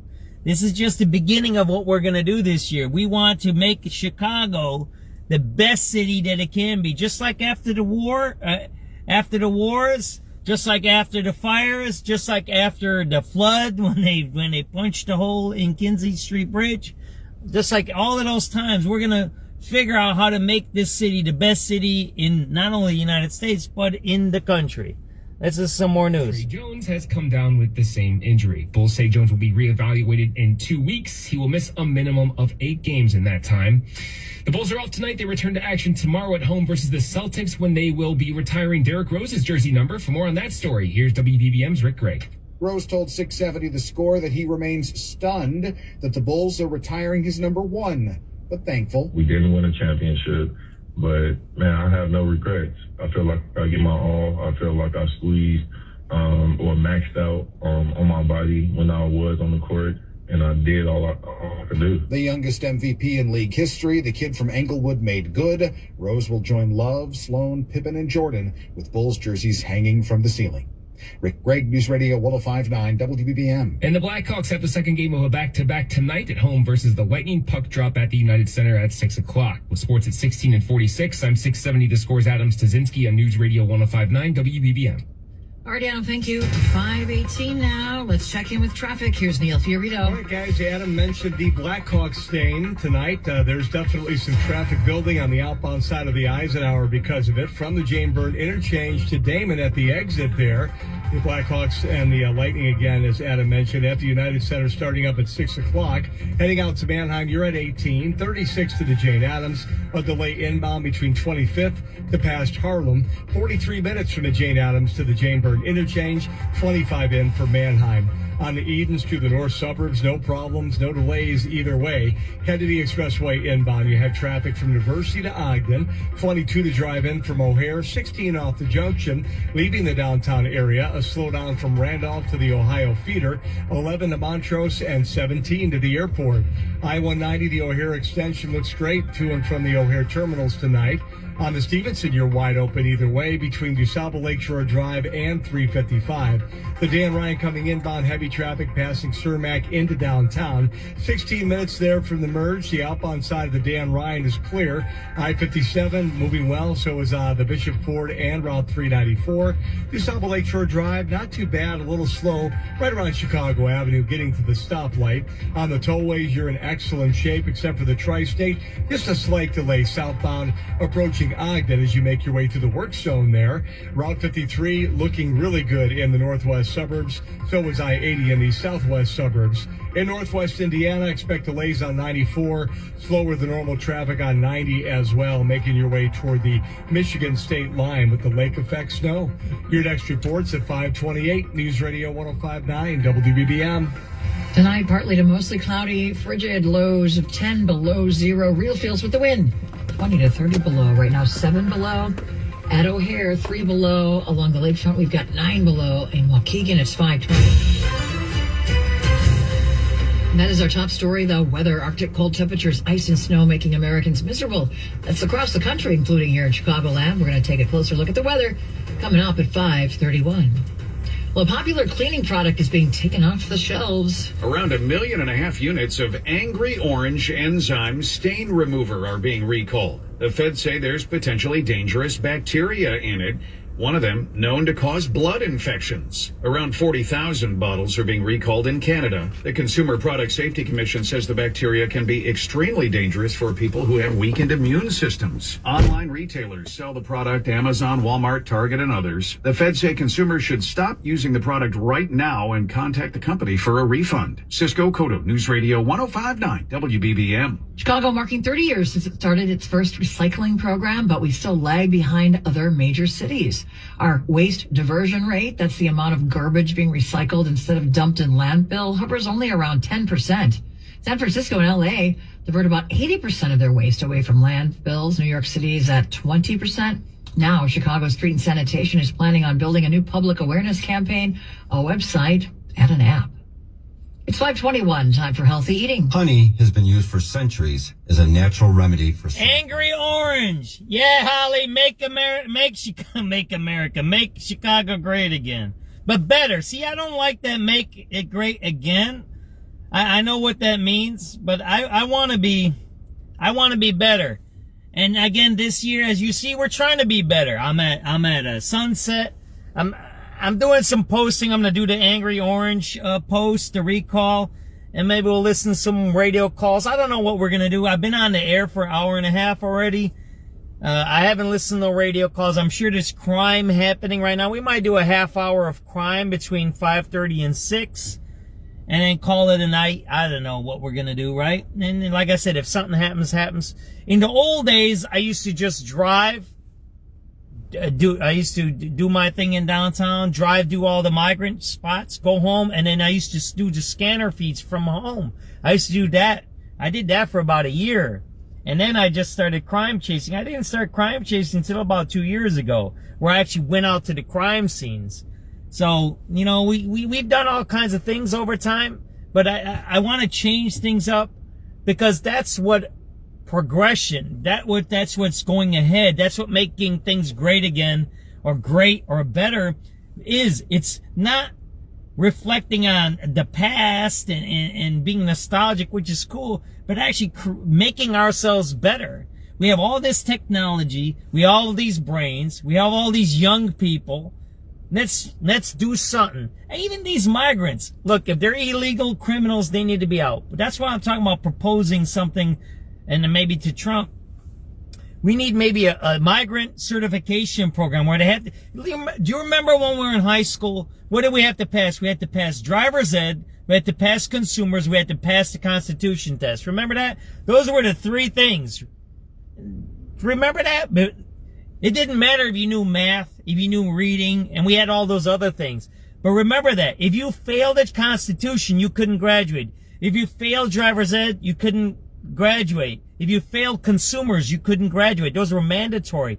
So we taught people how to use money. We taught people how to drive, and we taught people how to be American. Whatever happened to that? Now they're teaching dildos. They're teaching LGBTQ. They're teaching Gaza. They're teaching, I don't know what they're teaching, anti-ice stuff now. Yeah, I guess that's important. It's important, I guess, to know how to use a dildo, I guess. I don't use them, but I don't know. Yeah, I'm making a fun thing here, and the reason I say that thing, you know, my neighbor, his 3-year-old, his 3rd grade son came home and he said they were teaching them dildos in the CPS schools in 3rd grade. They were teaching dildos in the classroom at 3rd grade in CPS, a school. That's a fact. I'm not making this up. He called the school and said, don't ever do that again, man. That's what's teaching. And I said this a few times last year. You need to, if you have kids in the school, you need to check what they're teaching. If you're a grandparent, you need to be in that school and audit that school. You can audit a classroom. They can't make an appointment. You can go there that day. As long as you're not disrupting the school, you have a right to be in that school. That's No Child Left Behind. That's on the books, that law. If they refuse you, you have a civil rights complaint. So this is the point I'm trying to make here. We, as citizens, need to do the things that we need to do to protect our families, ourselves, and our communities. Secondly, once we do that, we need to figure out how to fix the things that are broken, because we're in a transition now. We're between the old people that are 80 years old, like Trump and Biden running stuff, and who's this other guy? They had on the news yesterday. Who was our senator? Durbin. Well, I don't want a retirement age of 80. Like, yeah, okay, bro. You could barely talk. I love you, man, and you shouldn't be discriminated against. But maybe it's time to move on. How about you do something else? Why don't you be on the board of directors of the museum or board of directors of something else? You know what I mean? Hey, what's up, El? What's up, my brother? So that's what I'm talking about. How do we keep going forward without these people pulling us back and then destroying stuff, saying F ICE and all of this stuff? Man, okay, you don't like ICE? Then why aren't the politicians doing something about it? Why is Byron Sitchko and one of our aldermen saying F ICE on his political page? So you're against law enforcement. Well, we know Byron is against law enforcement because he's hooked up with Brandon Johnson, who's hooked up with Bill Ayers, a domestic terrorist.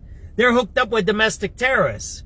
So are they actually talking about what ICE is doing is bad and we want to fix ICE so they don't end up in a situation where they have to shoot somebody? Or are they talking about dismantling the police department so they can take over and turn us into some socialist communist country where there's only a few people running us and the rest of us are slaves to them, right? That's what they want. We know that, right? Look at the teachers union. Look at Stacey Davis Gates. Look at Jackson Potter. They haven't had an election in about 5 or 6 years, right? Where they don't have opposition. We had members first, but last year there was no one running against him. When Karen Lewis was running, there was no one running against her. She did by acclamation. They talk about no kings, but they're the kings. Imagine that. The no kings people are the kings. It's ridiculous. And I asked my son this when we were having a talk, like, have you ever thought who's organizing these no ICE protests? When you have Byron Sitchko saying F ICE and he's the government, he's against law enforcement, but he's the law. It doesn't make a sense. It's bizarre, right? Right, El Giallo? I don't know where you're from, my brother. Right? But I have a lot of friends that are from Mexico. I've been to Mexico. You know why people come here from Mexico? 2 things. They want freedom of economic freedom, right? Mobility, right? That they can make money. Secondly, they don't want to be part of the oppression of the violence. And it might be reversed. They might want no oppression of violence and then the economic freedom. I don't know which one it is. But I have friends, I have family that's Mexican. I have family that's Mexican in Jalisco. They're my blood. And I talk to them, and I'm not going to say who they are or whatever and where they're at.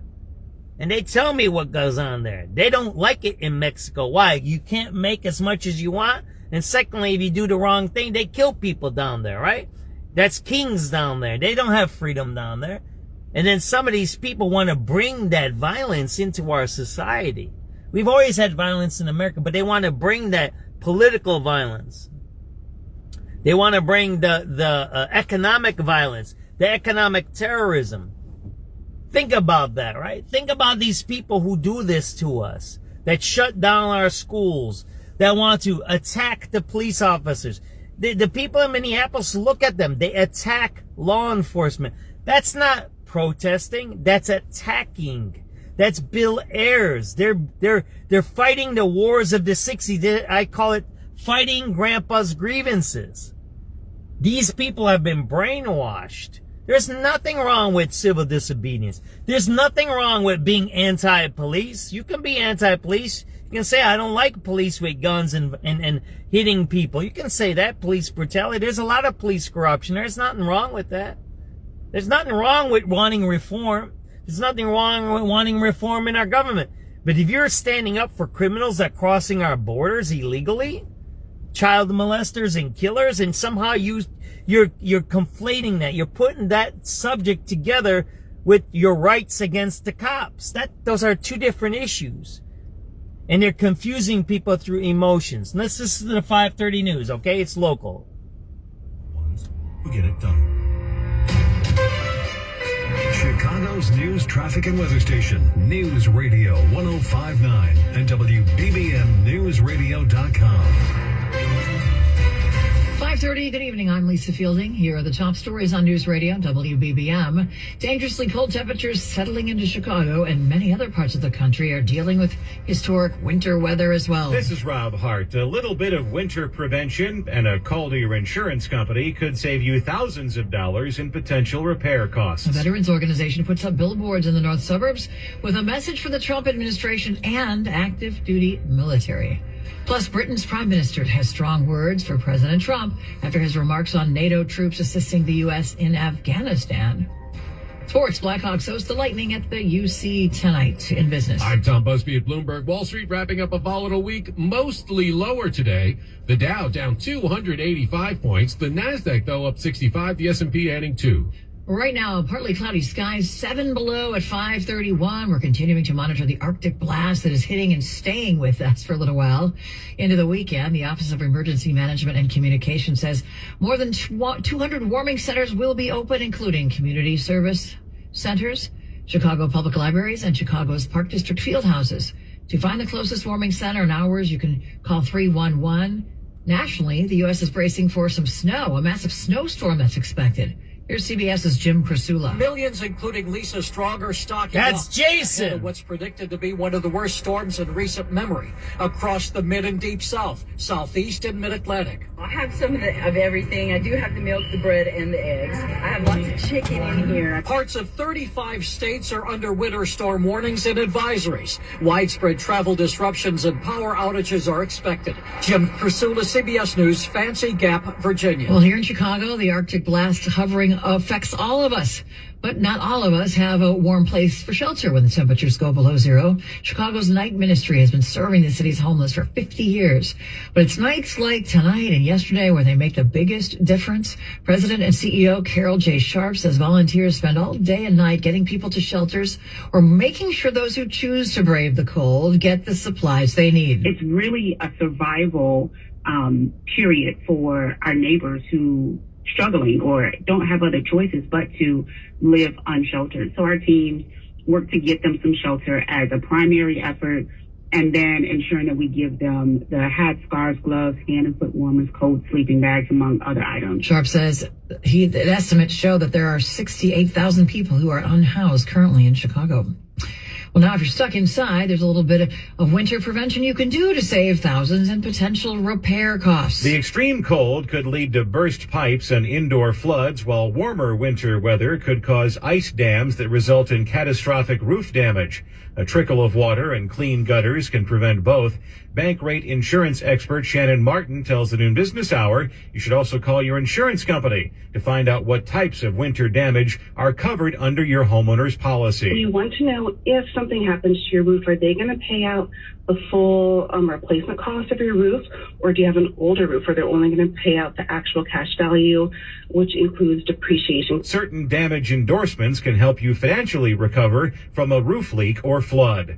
Rob Hart, News Radio 105.9 WBBM. A billboard in Chicago's northern suburbs has a message for military members. A group called Veterans for Peace has put up a billboard on Route 41 near Naval Station Great Lakes, which says, quote, active duty and National Guard, you have a duty to refuse illegal orders. Rory Fanning is a combat veteran with the group. He says they put up the billboard because of ICE activity and other recent developments. This administration seems hell-bent on issuing illegal orders, double tap strikes in the ocean, on fishermen, kidnapping presidents of sovereign countries, and deploying the National Guard to execute his immigration policy. Veterans for Peace is putting up similar billboards in several locations across the country.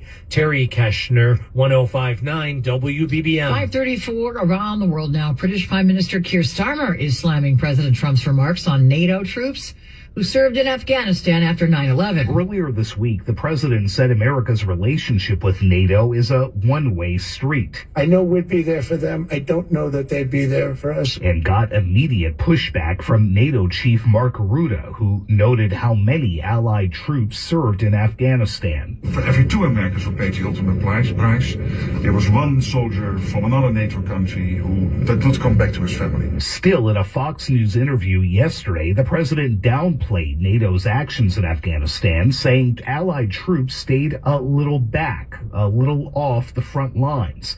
Starmer calls the remarks insulting and appalling. NATO triggered its mutual defense clause for the first and only time after 9/11, with Allied nations sending thousands of troops to fight alongside Americans. Sagar Magani, Washington. 5:35. Start the new year moving, not hurting. If joint pain is holding you back, listen up. There's a way to get real relief without surgery, without downtime, without putting your life on pause. Cisco Cotto here for QC Kinetics. Dr. Caravelli and the other medical pros at QC Kinetics, right? I like what my neighbor said. Where's my neighbor at? Guillermo, right? Sorry if I pronounced your name wrong, my brother. We're gonna get together. He says, my parents brought me from Mexico. He ain't a Mexican, he's an American. It's what I talked about African Americans. They're not African Americans, they're Americans. People come to this country. African Americans, Black Americans, whatever you want to say, they came here forcefully. But most people come here for certain reasons. Mexican Americans are not Mexican Americans. They're Americans.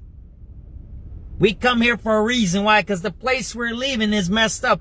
My family came here from Czechoslovakia because my mom said, I don't want to live under communism.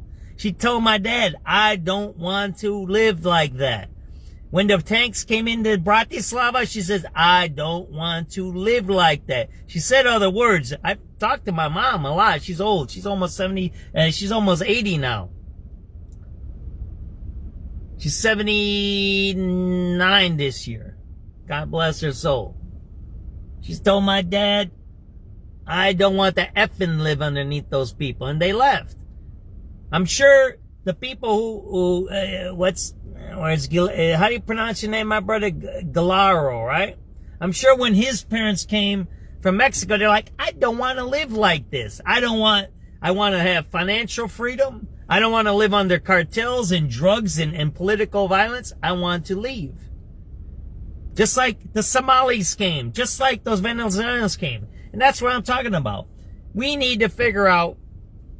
Let's see if there's any other news. Boss, Packy Webb Ford will beat any competitor's deal on any full-size Bronco or Bronco Sport. For details, visit PackyWebFord.com. And Mundelein, the mobile on Holly and Lake, has gas for $2.45, and I'll sip the Ford for less on Pulaski and 122nd has gas for $2.78 a gallon.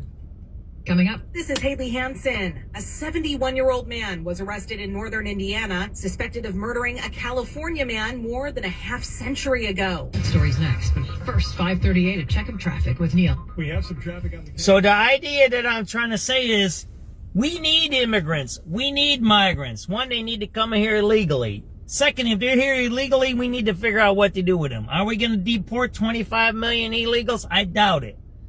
So we need to start figuring out how we're going to solve this problem, right? How are we going to solve this problem? Because we got our own problem with crime, drugs, and whatever whatnots we got. We just showed you that wild dude from Ohio, the Goblin of Akron, right?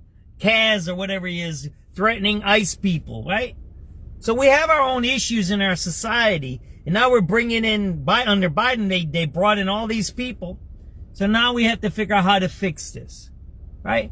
Do we need to arrest them and deport them? Absolutely. But we can't deport our way out of this problem. We're going to have to figure out who wants to stay here, who wants to be legit, and who wants to follow our rules. I think that's what we need to do. We have to what we have to do is set up a program to citizenship. I don't know what's it going to be called. I don't know what you want to call it. And we have to give them 3 years and say, this is what you need to do. Blah, blah, blah, blah, blah. I have criteria. Just like I said, when we graduated high school, we had to do certain criteria to graduate high school. Well, if you want to be an American citizen, this is what you need to do. Period. If you're a molester, killer, drug dealer, all these crimes and guns, you're out, bro. You ain't got no choice. If you're under some kind of other thing, maybe some kind of other crime, maybe that's not criminal. Maybe you put them in internment camp. You get them to fight their case. They're innocent. Boom. You're out. You're guilty. Boom. Deportation. That's it. That's what you do. You got to start segregating these things. You have to profile these migrants. You have to profile them. You have to see who wants to stay, who's legal, right? They haven't broken our laws. If they've broken the laws, where are they at on those? If they're molesters, killers, and all those, they need to be out, man. You're not going to be some illegal alien sitting in our prison. You're going to be sitting in your prison in your country or wherever you are. Send him to Ecuador, where he's got that one, right? Is it Ecuador or where is it? El Salvador? Where is it at? That one he has, that Supermax prison? Send him over there, man. That's it. And we need to start figuring this out because we have our own issues that we have to deal with. Our population is getting old. Our infrastructure is getting old. We got 80-year-olds that say he don't want to retire. Well, if you're an 80-year-old making $200,000 a year, how many young people can have that job? You're cutting 4 people out of a job. Young person will live on 50 grand. But you're an old person making $200,000 a year saying you're not going to retire. Man, that's pretty selfish. That's some selfish ass shit. Look, I'm 57. I want to work and I want to make good money. I used to make 6 figures. I get it. I was fired because they didn't like what I had to say. I said they were corrupt, the union was. I get it. But you need to start giving these young people an opportunity to make some money. If you're an 80-year-old saying you want to keep working and you're productive, you're out of your mind, bro. You're productive? Are you sure? You're productive? You're as healthy as my 25-year-old son who can bench press 200-something pounds and all of that stuff and carry a machine gun, or you can be a plumber going underneath the sewers and stuff? No, I don't think so, man. So we need to start thinking about who's running our country, who wants to destroy our country, who wants to stay in our country, and that's what we need to be. We need to go back to the 1900s, and I'm not talking about what happened there is good. That's how we built our country. We let a bunch of people in. There was a bunch of xenophobia and racism and all that kind of stuff. But that's when we built the country. And then when the second part we built our country was in the 50s, right? After World War II, when we built all the highways and everything like that. So we need to think about these things and how are we going to get better? And what we have now, and we have to be very careful, we have domestic terrorists who are embedded into our society. We have people like Brandon Johnson. We have people like Stacey Davis Gates, Jackson Potter, Carol Cariff, Jen Johnson, Jason Lee. Okay? There's a bunch of others. That's just from Chicago. I don't know these other cities. I can probably, but you give me these other cities and you give me the names, I'll probably tell you who they are. They're dangerous individuals. They want to destroy our society. They don't want to live American way. They don't want to have cereal in the morning. They don't want to play baseball. They don't want to play soccer. They want to destroy everything. They want to tell you when you eat meat that you're an illegal eating guy and you should be vegan. That's what they're going to tell you. When in a cold society, when you have subzero weather, you should have a little bit of protein inside of you. You should probably have a little meat fat in you when it's subzero. Think about how destructive that is. And I love my vegan brothers and sisters, and that other one, whatever, you don't eat none, not even fish, right? My children were brainwashed by somebody at one time, and they came home one day and they said they're going to be vegetarian, and that's good. We can do that. When you're in a sub-zero climate, imagine a sub-zero climate. How much vegetables are in a sub-zero climate? None. What's the temperature today? You want to see? You want to see what the temperature is today? See that there? It's -2 degrees. You see that? That's my car. I'm right here. This is a live feed. See that there? You got some maniac telling you you're going to do vegetables? Vegetables. Where are you going to grow vegetables when it's sub-zero? You're not. That's what I'm trying to explain. Who the bad people are here. They're embedded into our systems. They're embedded in our educational system. They're embedded in our universities. They're embedded in our governments. They're embedded in social services. There's a helicopter right there. See that one right there? Helicopter or a drone. See the temperature there? You tell me you're gonna have vegetarian, vegan stuff right now? Do you think Eskimos do vegetarianism? They eat fish, they eat some fat, they might eat some bark and leaves and roots that don't spoil. They got permafrost, they can't dig in that dirt. One more time, that's the temperature today, right now, -2 degrees Fahrenheit. Maybe you can be a vegetarian down in South America, maybe in Hawaii. Maybe somewhere in Bangkok, where in Bangkok it's 34 degrees Celsius today. It's hot. Maybe in India's parts of it, where it's warm all the time and you can grow vegetables and you don't need meat. A man who tells you you're a criminal meat eater, like a Jackson Potter in Chicago, he's your enemy. You got that? He wants to destroy your thinking. He wants to manipulate your thinking. And what I always say about SubX, we don't look for followers. We look for leaders. We want to hang around with people who want to change things. I don't want people who follow me. I want people who want to say, this is what I want to do. Help me out, John. And I said, this is what I want to do. And they help me out. And then we go our separate ways. See, we're not teaching leaders anymore. We're not teaching people to be the people they want to be and who they can be. What we're doing now is teaching slavery. We're teaching financial slavery. We're teaching mental slavery. We're teaching physical slavery, right? I'm going to make this statement. If you're cutting your penis off, or your breasts off, because you don't know who you are, you're a sexual slave. You're slave to your body. You should be happy what God gave us. Happy with your body. If you want to be gay, be gay. If you want to be dressed like a man, dress like a man. But if you're mutilating yourself, who's telling you to mutilate yourself? Think about those things. That's what I'm trying to say here on SubX.News today, while it's sub-zero weather.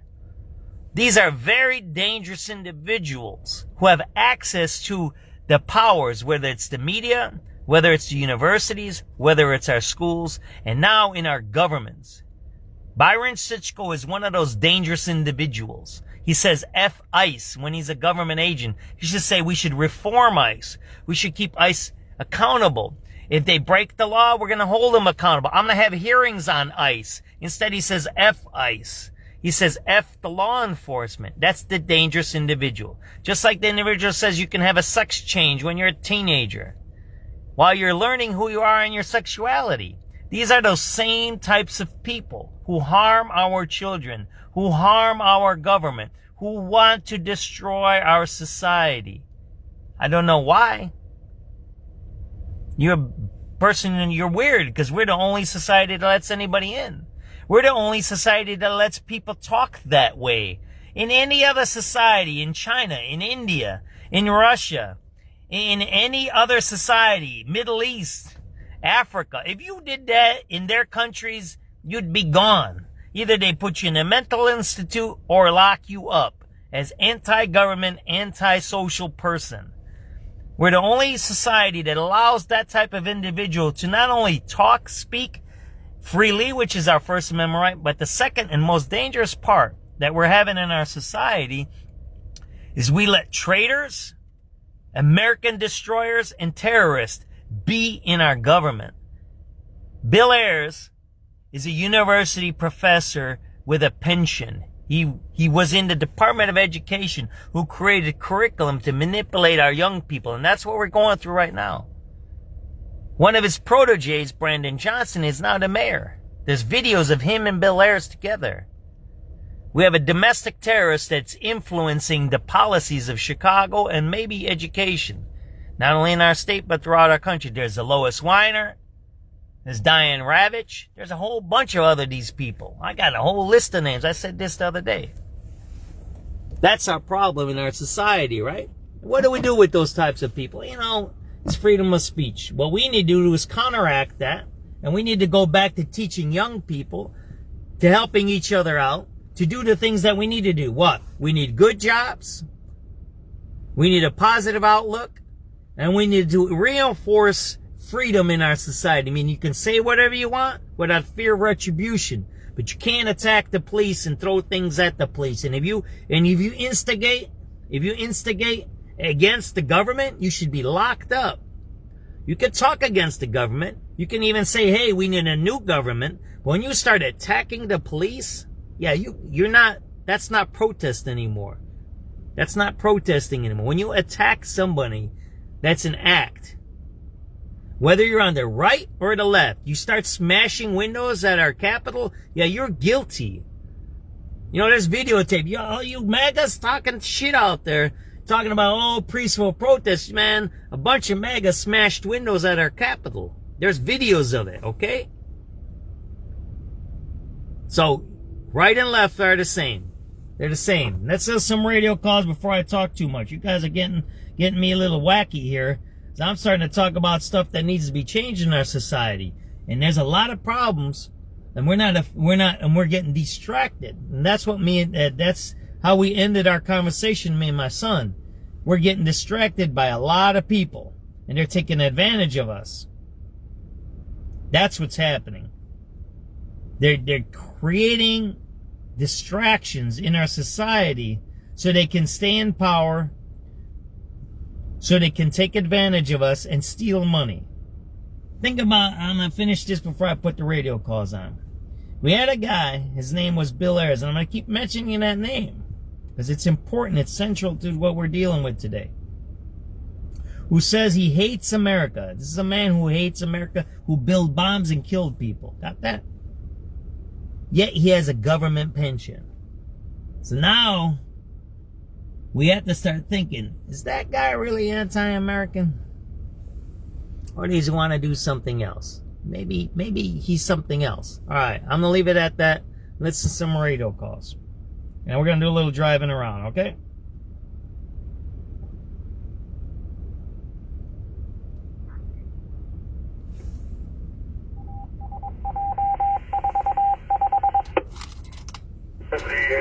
David. 87 David. I'll tell you about the blue line. Park. 07786.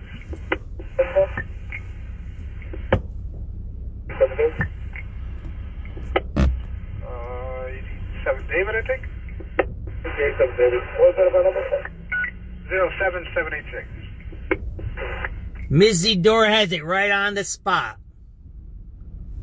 I was going to do radio call. I got pictures and I'm going to write this up. The first people who smashed windows in Minneapolis after George Floyd weren't blacks. They were whites. They were whites that were military. They had military tattoos. You can go all the way back to the Haymarket riot. Look, read that up. I read the Haymarket transcripts, the court transcripts, Haymarket riot, where somebody supposedly threw a stick of dynamite and killed a bunch of people. Yeah. Ms. Zedor knows what I'm talking about, right? Think about Fred Hampton. Think about Malcolm X. Think about think about Martin Luther King. Do you know why they killed Martin Luther King? It wasn't because he was making blacks more powerful and more powerful. You know why they killed Martin Luther King? Because he started saying the poor people are the ones that are being oppressed in this society. That's why they killed Martin Luther King. Because he was an organizer. He was saying, wait up, it ain't about black or white here. It's about economy. That's when they killed him. Didn't Malcolm X get killed by his own person? A black person? Yeah, that's what I'm talking about. Thanks, Ms. Zedorfer. Thanks for bringing that up. That's an important thing. We need to be really careful here of who they say is our enemies and who's starting trouble, because some of this stuff is a figment of people's imaginations. Thanks, Ms. Zedor. I appreciate you always. There's broken glass everywhere. So we're clear from that building, but only down the sewer. Something happened at a school. I gotta clean. Listen up. Something happened at a school. 6 boy. 07813 and the orange is 815. 7386 boy. Clark and Lake, if I number please. 07816. 10-4. Where's 723? 23. We're gonna be clear from that building. If you're able to make a note, though, so much can search that school. There's broken glass everywhere. So we're clear from that building, but only down there since we're tended to the pub. I gotta clean it up a little bit. Okay. No more canine into the school. Broken glass all over the place. Yeah, if you're able to make a note, if that address comes up for requests, it's an abandoned school. It's full of garbage. There's nothing worth stealing. There's glass everywhere. Okay, 10-4. Yeah, I'm putting it in the ticket now, so. 73-9. 99. Get a check over here, please. 07850.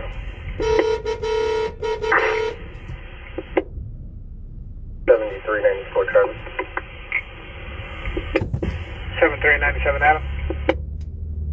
7394 Charlie. 94 Charlie. Can I get a check at the Cermak ring line, please? 07862. 7397. 97. What time was 97 Charlie's transport time? It's actually low. Give me 1 second, hold on. You told us they were going in at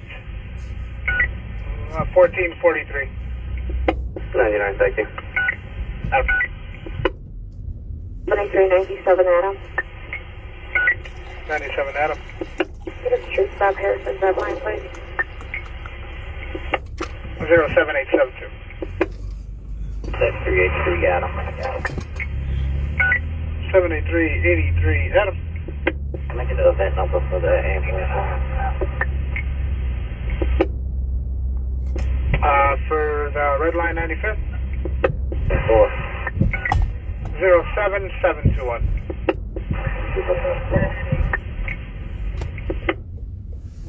22 traffic stop, Ferdinand in Springfield. 4722, Ferdinand in Springfield, 10-4, you good? 1122, wrong zone. Okay, never mind. 7387 Adam. 7387 Adam. Let me get an event number for Jennifer Park Blue Line. 07906. 1386 David. 7386 David. That number upper and lower Chicago State. 07933 and 934. 7387 David. 7387 David. Get a number for Montrose School. 07939.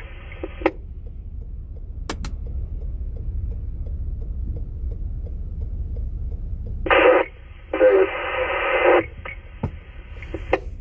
7387 David. 7322 David. Florida, Roseville, Upper Lower.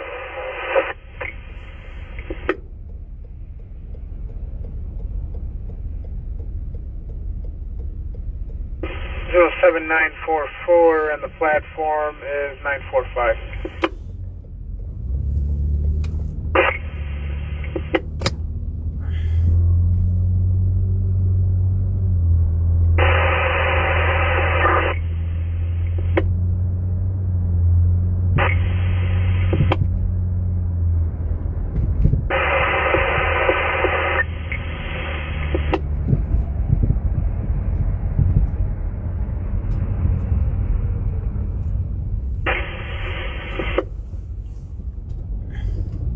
7386 David. 7386 David.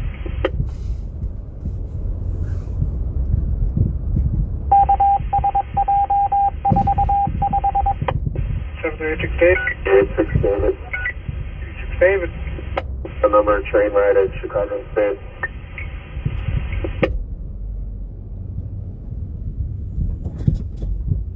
Zero 7979. 7383 Charlie. 83 Charlie. Red line 79, please.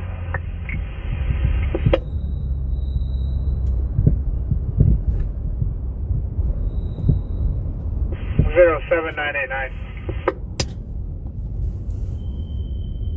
73864. 73864. Two event numbers. 7383.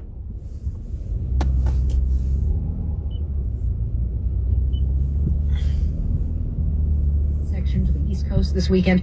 Hardware stores have been very busy. Sam Henson manages one in Tennessee. I'm out of generators. I'm out of shovels. I will be getting that at some point today. I'm currently out of propane heaters. CBS's Nicole Valdez is in Nashville. We know whether we get the snow or we get the ice, this is going to be a dangerous situation for cities like Nashville, but not just Nashville. We're talking about Dallas, Oklahoma City, Atlanta, Charlotte. These are major cities and major travel hubs where we are going to see the impacts of this storm pack a punch. Hundreds of businesses stayed closed in the Twin Cities area as part of a protest against the immigration crackdown in Minneapolis, where thousands marched, including this woman, a teacher who says this is affecting her students. They've been detained, they've been questioned, their families have been detained.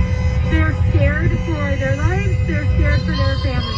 The Department of Homeland Security disputes a Minnesota school district's claim that ICE agents used a 5-year-old boy as bait before taking the boy and his father into custody on Wednesday. DHS officials allege the father abandoned the child.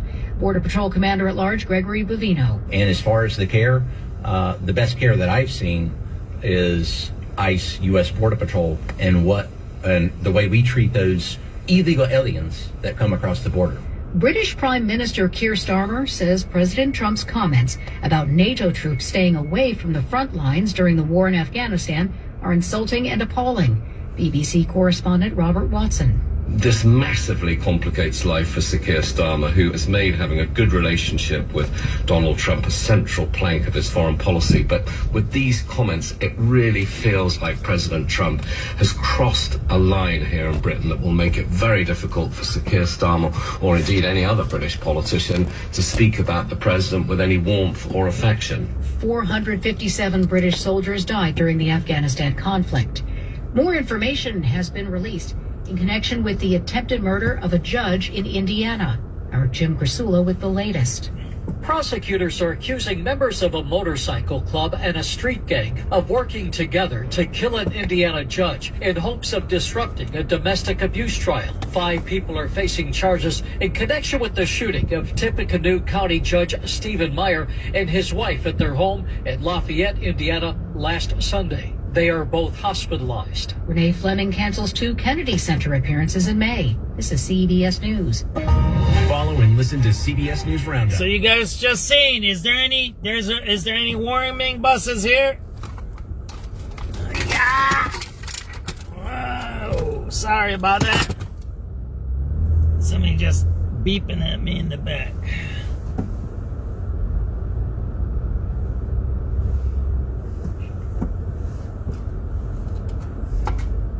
You know, is there any warming buses on here? You see any warming buses? I don't see any, do you?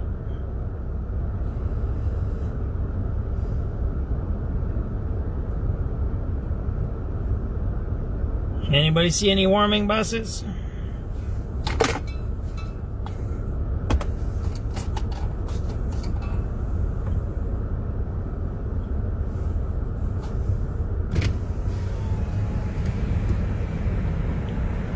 It's 6:03 p.m.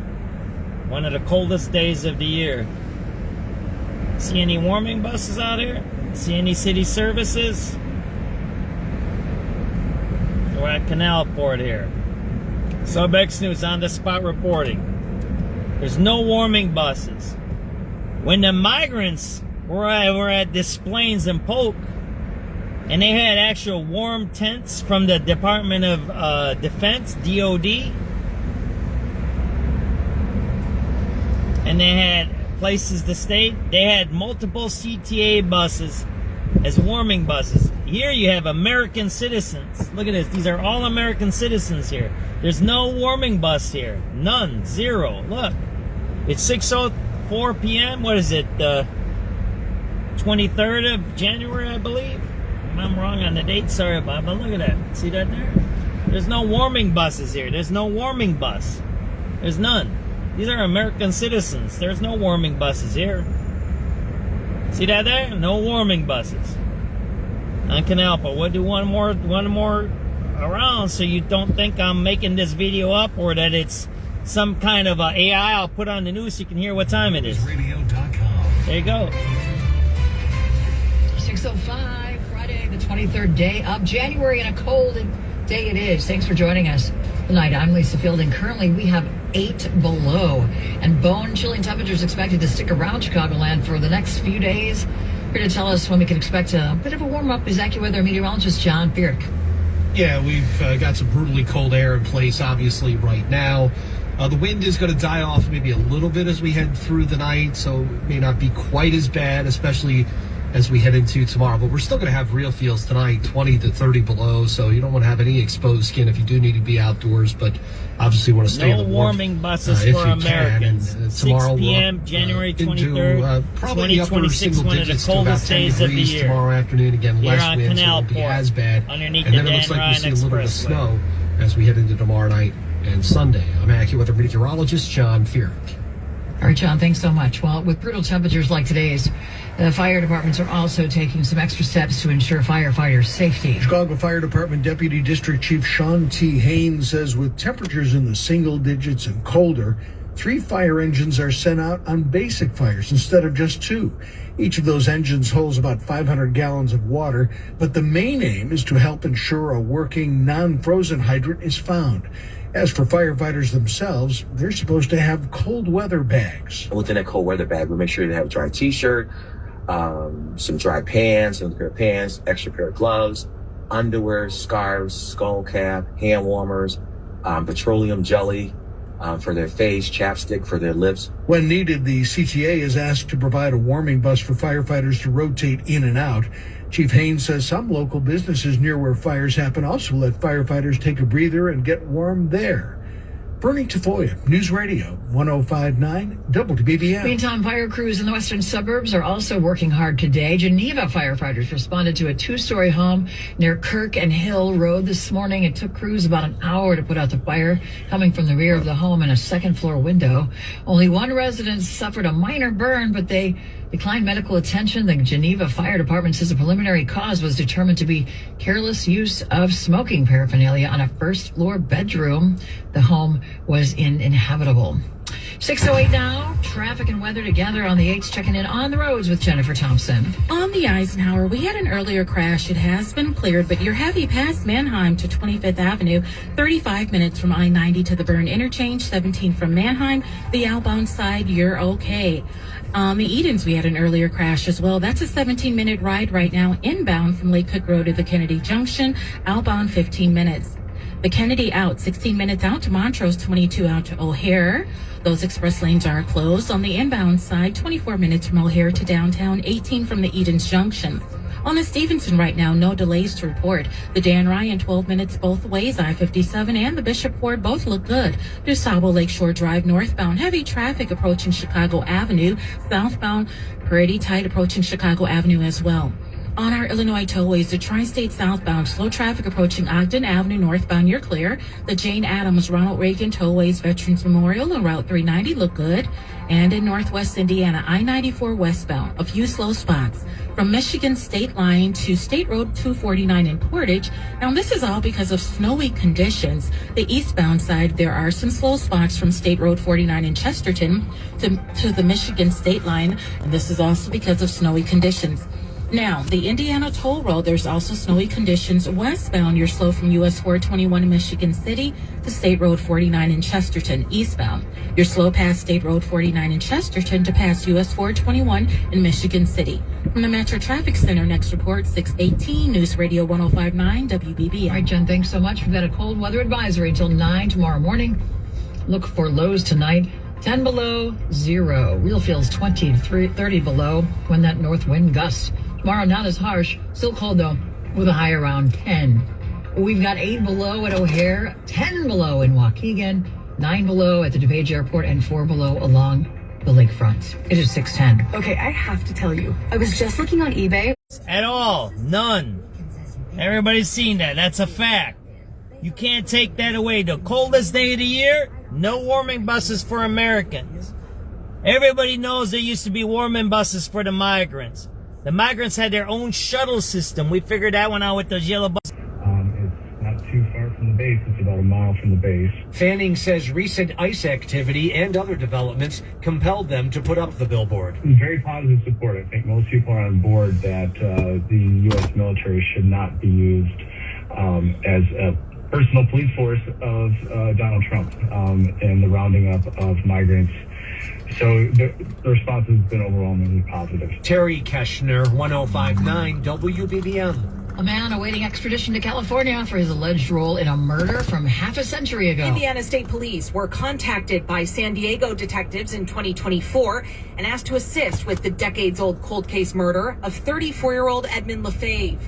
He was found dead at his home in February of 1975. Over the next year, officials were able to identify the suspect as 71-year-old Johnny Ray Salisbury of Syracuse, Indiana. He was arrested this week and remains held in the county jail. Haley Hansen, News Radio 1059 WBBM. An elderly lawyer was arrested at his home in Buffalo Grove and charged with fraud, money laundering, and theft for allegedly stealing funds from the city of Tallahassee, Florida.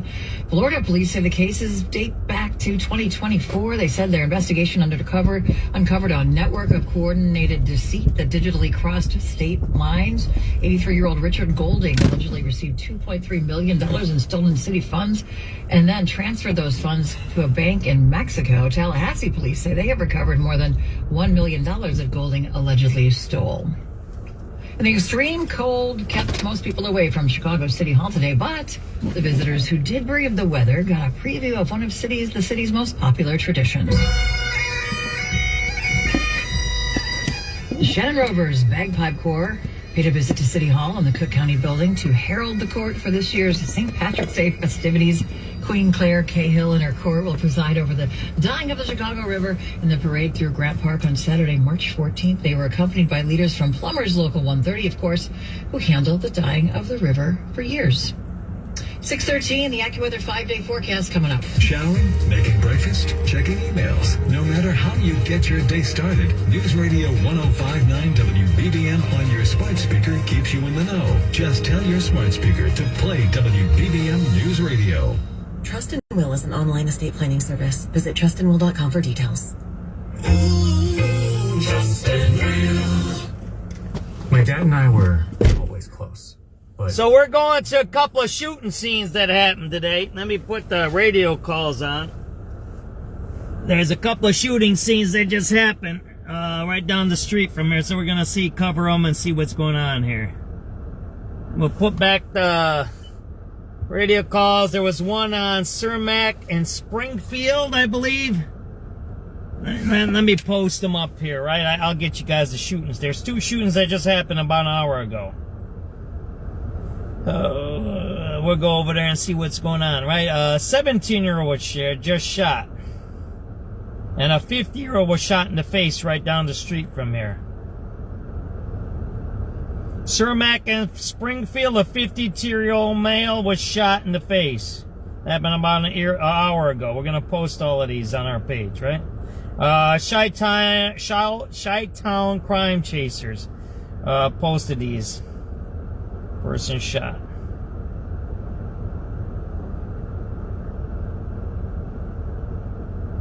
Person shot in the face. All right, that's a 52-year-old.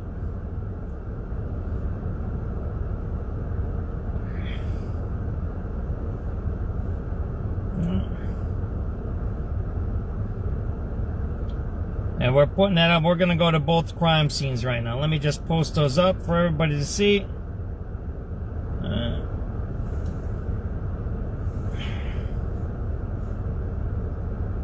So 2 shootings happening, and a teenager was shot earlier today too.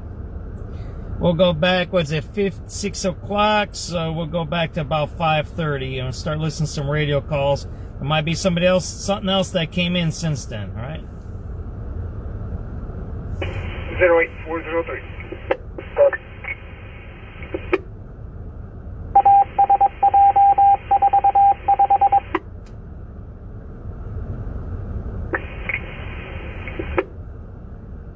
Unit 10 citywide, call shots fired, 59th Street and Kedzie, heard 3 gunshots, and then saw a black pickup truck going eastbound on 59.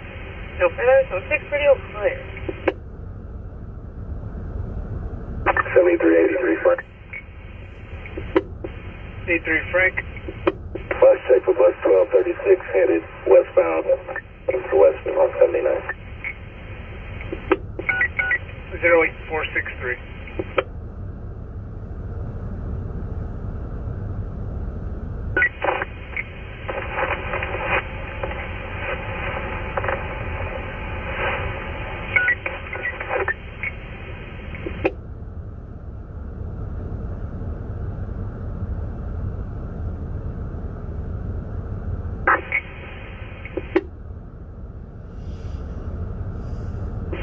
For the mass transit units, red line 79 coming in as an info ticket. Caller reporting a group of teenagers and adults going back and forth through the train, switching trains, holding up the train. Got another car going northbound towards Howard, train car 5279, on number 823. 7383 Charlie, did you see anybody over there at the red line 79 topping in and out of the train cars? One more time, squad. I just got a ticket for someone calling in about a group of teens and adults going back and forth on the train. They gave red line 79, train car 527. You said they were going northbound? Yeah, 10-4. They were hopping in and out over there at red line 79. Squad, it appears to be all good. There hasn't been a northbound train here in about 2 minutes right over by the platform. So, there's no train here. Only southbound's been coming. Okay, thank you.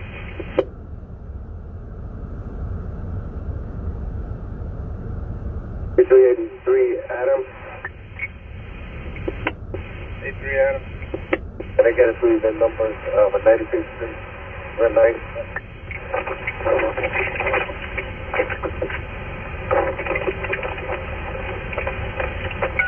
Watch your keys on Citywide 1. Watch your keys on Citywide 1. 08500 and the platform is 502. Watch your keys on Citywide 1. Watch your keys on Citywide 1. You have an open key, check your keys and your partner's keys. 7383 Charlie. 7383 Charlie. Yeah, for that disturbance you just had, what's the event number? 08473. Alright, thank you. Yeah, you just make that a 5 call for this stop unless they recall again.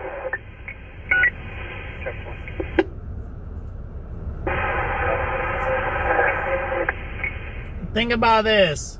There's a whole section in the back of this. There's a whole section in the back of this shelter. All in back here. I showed you guys that before, right? Why all these guys hanging out in the front of it? There's a whole section in the back. They can give them all kinds. They're doing drugs right there. That's what they're doing. See that there? There's a whole, look at that. They're doing all kinds of weird stuff. Here, I'll show you in the back here.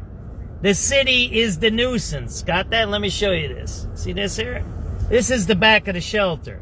They can have the entrance back here. They can have warming tents if they need to hang out and do their smoking. They can have a whole smoking section back here. You see this here? Look.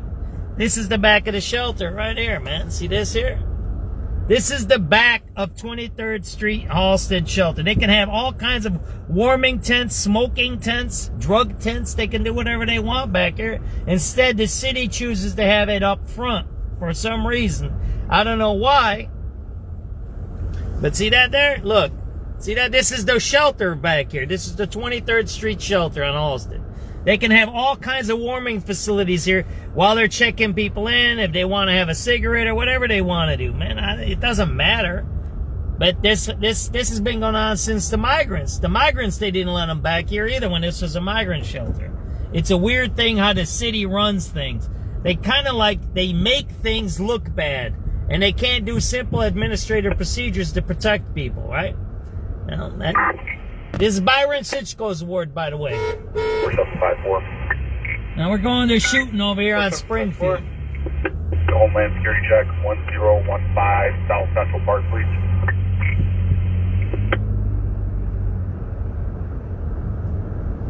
Zero 8629. 387 boy. 87 boy. Now both aboard Cumberland Blue Line. Two shootings today. 08635. One here and looks like it's North Lawndale, and the other one's on the west side. 611 Citywide South Progress 2850 West Fillmore 2850 West Fillmore for streets and sand on scene with a person that's refusing to exit their vehicle when they're trying to tow it. Nothing further. Zone 10. 73864. Wait, boy. Red line at Chicago. May we please have an event number at the turnstile? 08671. 10-4.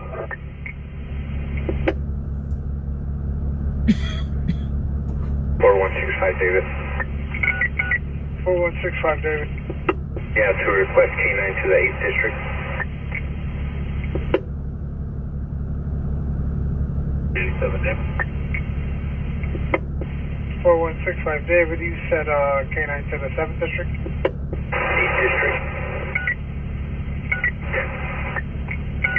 Okay, I got it. Just verifying. Better than 7. What are we going over there for? Money Smith. How much? Over 500. Over 500, is it more than 1,000 or like in the middle? Over 1,000. Okay, so over 1,000 U.S. currency, I'm assuming? 10-4. Got an RD?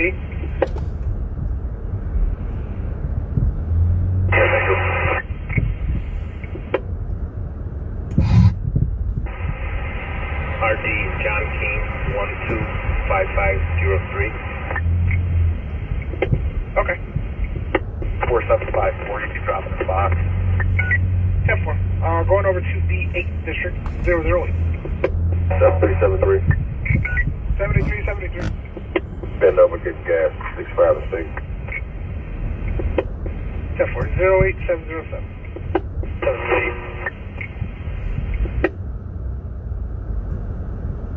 87 David. 7387 David. The number for launch at O'Hare. 08709. What was that? 08709. And for the mass transit units, getting found property over at the Green Line, Ashland, 63rd stop, 6315 Ashland. Mezzanine level, found some property with a bag with identification. Also has an ID and drug paraphernalia, as well as a razor blade and pipe. Razor blade and pipe on the CTA station. You just heard that, right? Drug addict. Anybody on the Green Line today? You heard it right there. Let's replay that one. Drug addict on the train, right? They let the drug addicts on the trains, right? 83 Frank. Bus check for bus 7957. Let's listen to that one more time. Drug addicts on the train. Listen up. What was that? 08709. And for the mass transit units, getting found property over at the Green Line, Ashland, 63rd stop, 6315 Ashland. Mezzanine level, found some property with a bag with identification. Also has an ID and drug paraphernalia, as well as a razor blade and pipe. Got anybody on the green line today? 7383 Frank. 83 Frank. A bus check for bus 7957 headed westbound on 79 from Austin to Green Ashland. Line Ashland found a bag with identification, a pipe, and a razor blade. 08723.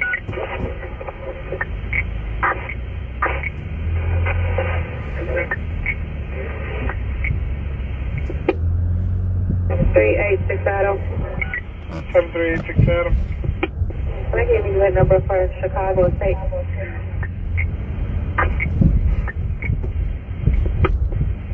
08728. What's that for? 08728. Yes.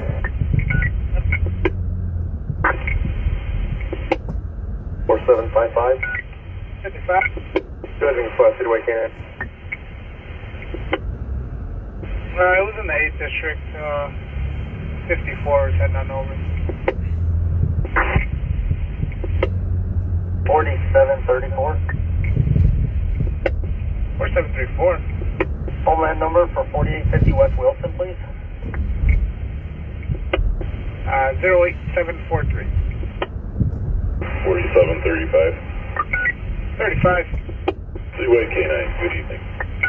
Good evening. 7387 Adam. 7387 Adam. Let me get an event number for Harlem Blue Line. Sorry, not Harlem O'Hare Blue Line. Okay. Gonna be 08753.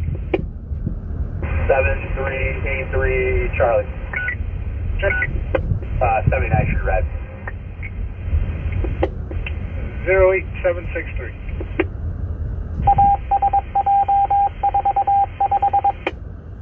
3272.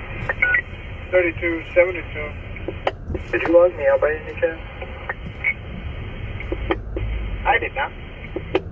9, okay. 3272. 72. Trying to log in, but it's showing another unit is signed in on this vehicle that I'm in. Whose does it say is logged in? 3216. What's your outside? 9118. Okay, you should be good. 4165 Charlie. 4169 Charlie. 4165 Charlie. Squad K9, request K9 over here to the 8th district for one account. Alright, I got you. 4754, I'm already heading that way, so they have multiple 27. 4165 Charlie. Couple. You got an RD number associated with yours? Yes, actually, is John King 125503. 125503. Okay, one of your associates, 47. Well, they put 47, but I guess it's 4165. Dave already ordered that. He's already en route. Perfect, that's what I want. Thank you very much. Yeah, it's the same one. It's the same RD.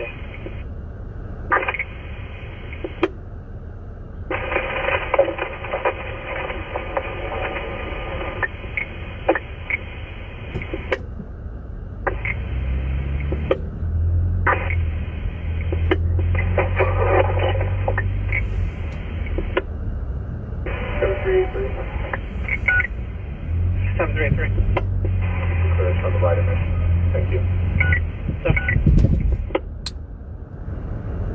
7385 Davis.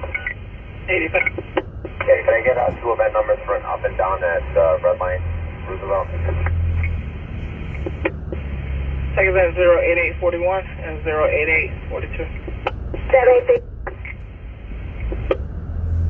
Let's listen to the 6:30 news. It's always the news that's the local news, right?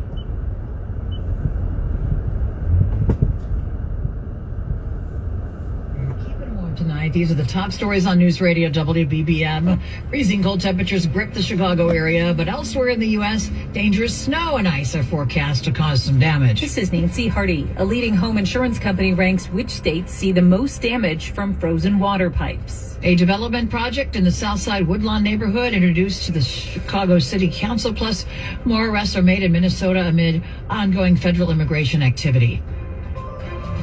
Sports, Hawks host Tampa Bay at the United Center. Business stocks end the week kind of mixed. The Dow down, S&P and the NASDAQ up. It is 6:31. We top this half hour with the weather. We're continuing to monitor the Arctic blast that's hitting the city today and lingering into the weekend. The Office of Emergency Management and Communication says more than 200 warming centers will be open, including community service centers, Chicago Public Libraries, and Chicago Park District field houses. To find the closest warming center in hours, you can call 311. Now to the national forecast. The U.S. is bracing for a massive snowstorm that's expected just south and east of us.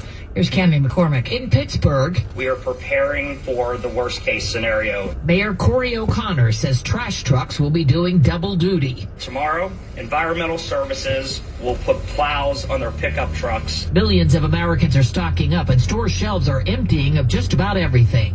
Ramen noodles, go figure, I don't know. And it's not just the store shelves in Texas. Well, I noticed there were no shopping carts when I walked into the store. That kind of scared me. I've never seen that happen before. Connecticut Governor Ned Lamont is telling everyone to stay home. Everybody's talking about Greenland. Within about 48 hours, Connecticut's going to look like Greenland.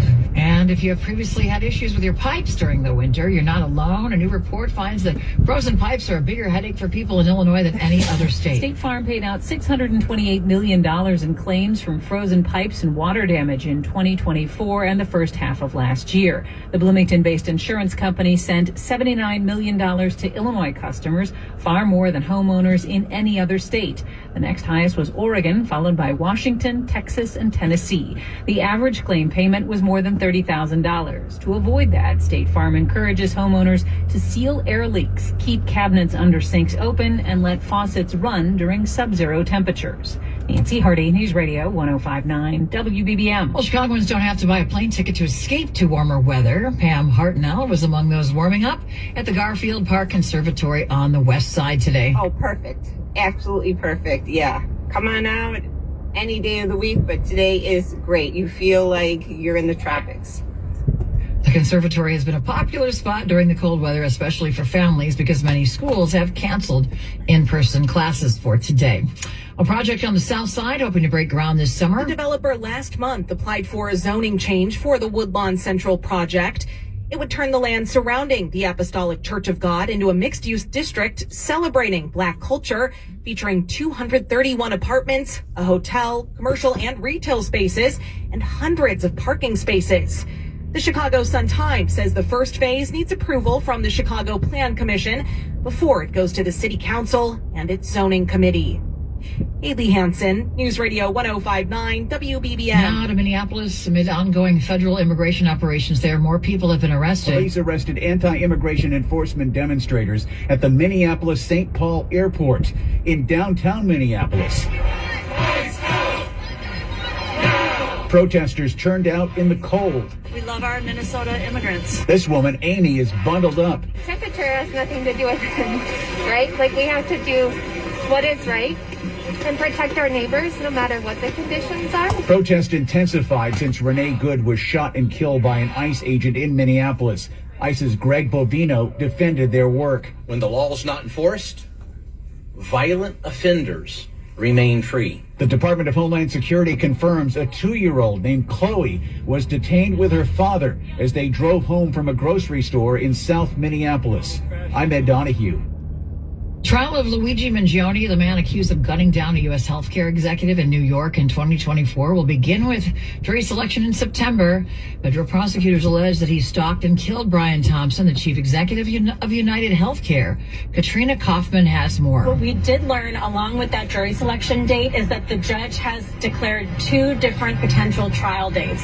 One is for a non-capital trial. If the death penalty is off the table, that would be October 13th. And then January 11th, if this is a capital trial, which would be a much lengthier and more complex trial. Mangione has pled not guilty to both federal and state murder charges, which carry the possibility of life in prison. Now to Ukraine. Negotiations aimed at ending the war against Ukraine will enter a new phase today. The U.S. will host the first trilateral meeting between the U.S., Russia, and Ukraine since the war began. Both Trump and Ukrainian President Volodymyr Zelensky said their meeting in Switzerland was good, but Zelensky noted this last mile in negotiations will be difficult. Ukraine's President Zelensky said the fate of Russian-occupied territory in his country was the last issue standing in the way of a ceasefire deal. 6:35. Paid non-attorney spokesperson. Paid for by Action Men. That was a Michigan plate on a pickup truck at 6:35 p.m. We're at Kedzie and Cermak. That was a Michigan plate in the middle of Chicago on the coldest day of the year. What's that guy doing driving around in Chicago? Profiling. That guy should be pulled over. What are you doing? Why do you have Michigan plates in the middle of a neighborhood on the coldest day of the year? That don't make no sense, does it? It ain't a work truck. It don't have a work sticker on there. Still, why would you be doing plumbing work or any type of work in Chicago that far away from your state? Kind of strange, ain't it? All right, so there's somebody shot over here at 39th, Springfield, and 22nd. Someone shot over here. I need to start checking my postings, though, because it's not... Let me double check here, right? Let me double check here. Somebody was just shot over here, but the timing... Yeah, I have to be careful about that stuff, what people post, right? Break a sweat. With Grainger's easy-to-use website and product information, he selects the product he needs to keep everything humming right along. Call 1-800-GRAINGER, click Grainger.com, or just stop by. Grainger, for the ones who get it done. Cermak and Springfield, that's right here, right? I was ordering food from our usual place for the big meeting. My VP said, please God, no. For workplaces suffering that's over here. Catering deficiency, every day is a struggle. The food was always meh and over budget. But it happened a lot earlier in the day, so I have to start being careful. You know what the times, right? Ask your web browser about EasyCater or start an order at EasyCater.com. That's right before Pulaski, and then there was another shooting on 15th and Pulaski. They might be connected. There was a shooting here on Springfield and Cermak, and then there was another shooting on Cermak and Springfield, and then there was another shooting on 15th and Pulaski. That's really close. I'll show you guys. Evanston, the Exxon on Dempster and Fowler has gas for $2.54 a gallon. 6:38. Traffic now. Here's Jennifer Thompson. The Dan Ryan outbound stop-and-go traffic from 63rd Street to 75th Street. Now, this is due to a multi-vehicle crash in the left and the right lanes. You're looking at a half an hour from downtown to the split. Those express lanes are 2 minutes slower. On the inbound side of the Ryan, no delays to report. And then we also had some issues right now. This is in Northwest Indiana. We have a lot of snowy conditions on I-94 and on the Indiana Toll Road. So you definitely want to use some travel a little slower in those areas. The westbound side of I-94, slow spots from Michigan State Line to the State Road 249 in Portage, and eastbound slow spots from State Road 49 in Chesterton to the Michigan State Line. Now westbound on the Indiana Toll Road, you're slow from US 421 to Michigan City to State Road 49 in Chesterton, eastbound slow past State Road 49 in Chesterton to past US 421 in Michigan City. On the Edens right now, no delays on either side. The Kennedy outbound 14 minutes out to Montrose, 20 out to O'Hare. Those express lanes are 2 minutes faster inbound. I was in the mall right now, then. 19 minutes from O'Hare to downtown. Somebody was shot right here in the mall. 52-year-old. They might have been selling dried air at Springfield. No delays. So he probably got shot in the mall over there, and they say it's Springfield. There's no parking spot here unless it was Illuminati's. Southbound, you are heavy approaching Chicago Avenue, and then northbound, you're pretty tight from Navy Pier to Chicago. Let me double check the address here. Oh, we were here. This is a dope spot. Remember the hooker got shot here or something? Right down the street. We were down that road before. In the alley, it must be a dope spot. WBBM AccuWeather, a cold weather advisory still in effect until 9 a.m. tomorrow. It'll be brisk and frigid tonight. Partly to mostly cloudy, low 10 below zero. AccuWeather real field temperatures 20 to 30 below. Mostly cloudy and very cold, but not as bitter as today. We'll get to a high near 10 degrees, a little less of a breeze too. There might be a little bit of snow toward the end of the day, and then we will have some snow at times tomorrow night into Sunday, accumulating 1 to 3 inches, perhaps some locally higher amounts in any heavier lake effect snow near the lake, south of Chicago and across northwest Indiana. Roads will be snow covered and quite slippery, low 6 tomorrow night, high 15 on Sunday. 8 below zero right now at O'Hare. It's 5 below at Midway, 6 below in Palatine, 4 below at the lakefront, going down to 10 below later tonight. I'm AccuWeather meteorologist Brian Thompson. It is 6:40. If you want your home to feel more organized this year, start with these easy wins. I'm Casey Finn from the DIY. So it's here. You tell me if these aren't the same area. See that? There was one shooting here at 11 o'clock today. Then there was another shooting at 2 o'clock right down the street. We'll show you, right? In its place, from utensils to hair tools. You'll be amazed how much more functional a space feels when things stop sliding around. Another easy upgrade? Tiny hooks. I added a row of small hooks inside my closet to hang all of my necklaces. They used to live in a tangled mess, and it would annoy me every single morning.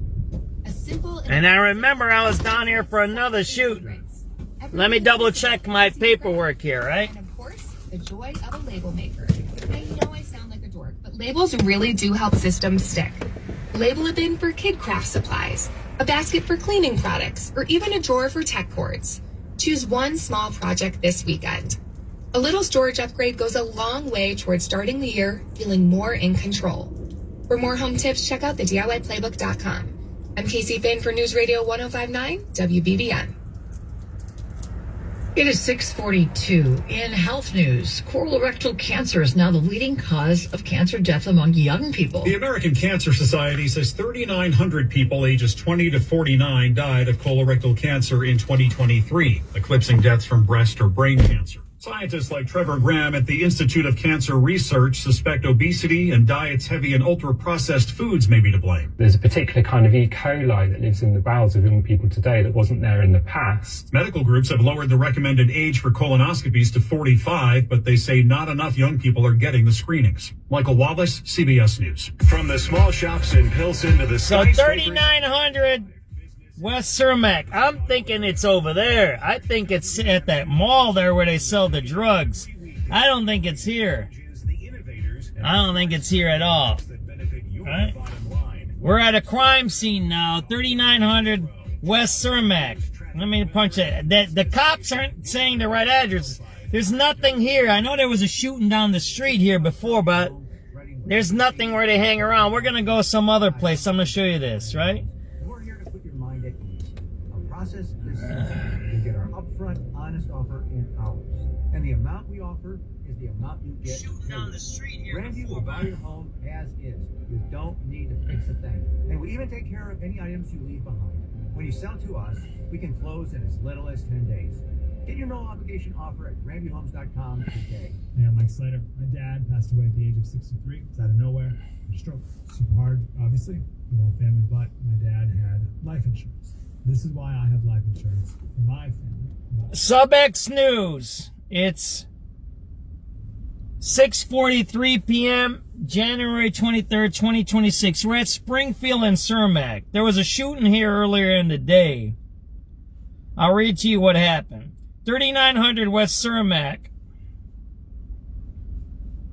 52-year-old man was sitting inside of a vehicle at the above location when an unknown offender approached. The offender produced a firearm, fired shots at the victim. The victim sustained one gunshot wound to the face and self-transported to Mount Sinai in serious condition. No other injuries were reported. No one is in custody. So we're at Springfield and Cermak. And let's check out on my map where 3,900 Spring. It's not here. I think it's in that mall over there where they sell drugs over there. Let me double check where 3900 West Cermak is. And then there was another shooting a couple of hours later down the street. See, according to my maps, let me show you guys this. Let me show you that. According to my map, I'm at the shooting location, right? See that there? See that there? I'm at the location, right? Right here. Illuminati's is right in back of me. You see that there? See that there? There is no place to sit around here. I know where the shooting happened, and I'm going to show you guys this. And what I need to do now is double check. I need to get the exact report. Now I'm going to have to start checking these cops. Because you remember I showed you that one that happened on Garfield at the CTA station, and they labeled it 1 block away. I bet you that shooting happened right down. See, there's a bend in buildings here. There, see that? It might be trap houses here. I don't know. There might be a trap house here, right? It looks like 3900 West Cermak. Punched it into your Googles, right? What we need to do is look. Oh yeah, there might be trap houses here. Yeah, this looks like a dangerous neighborhood here. Springfield, right? We're at Cermak and Springfield. Why don't we go around the block? Yeah, this is. Let's go around the block here.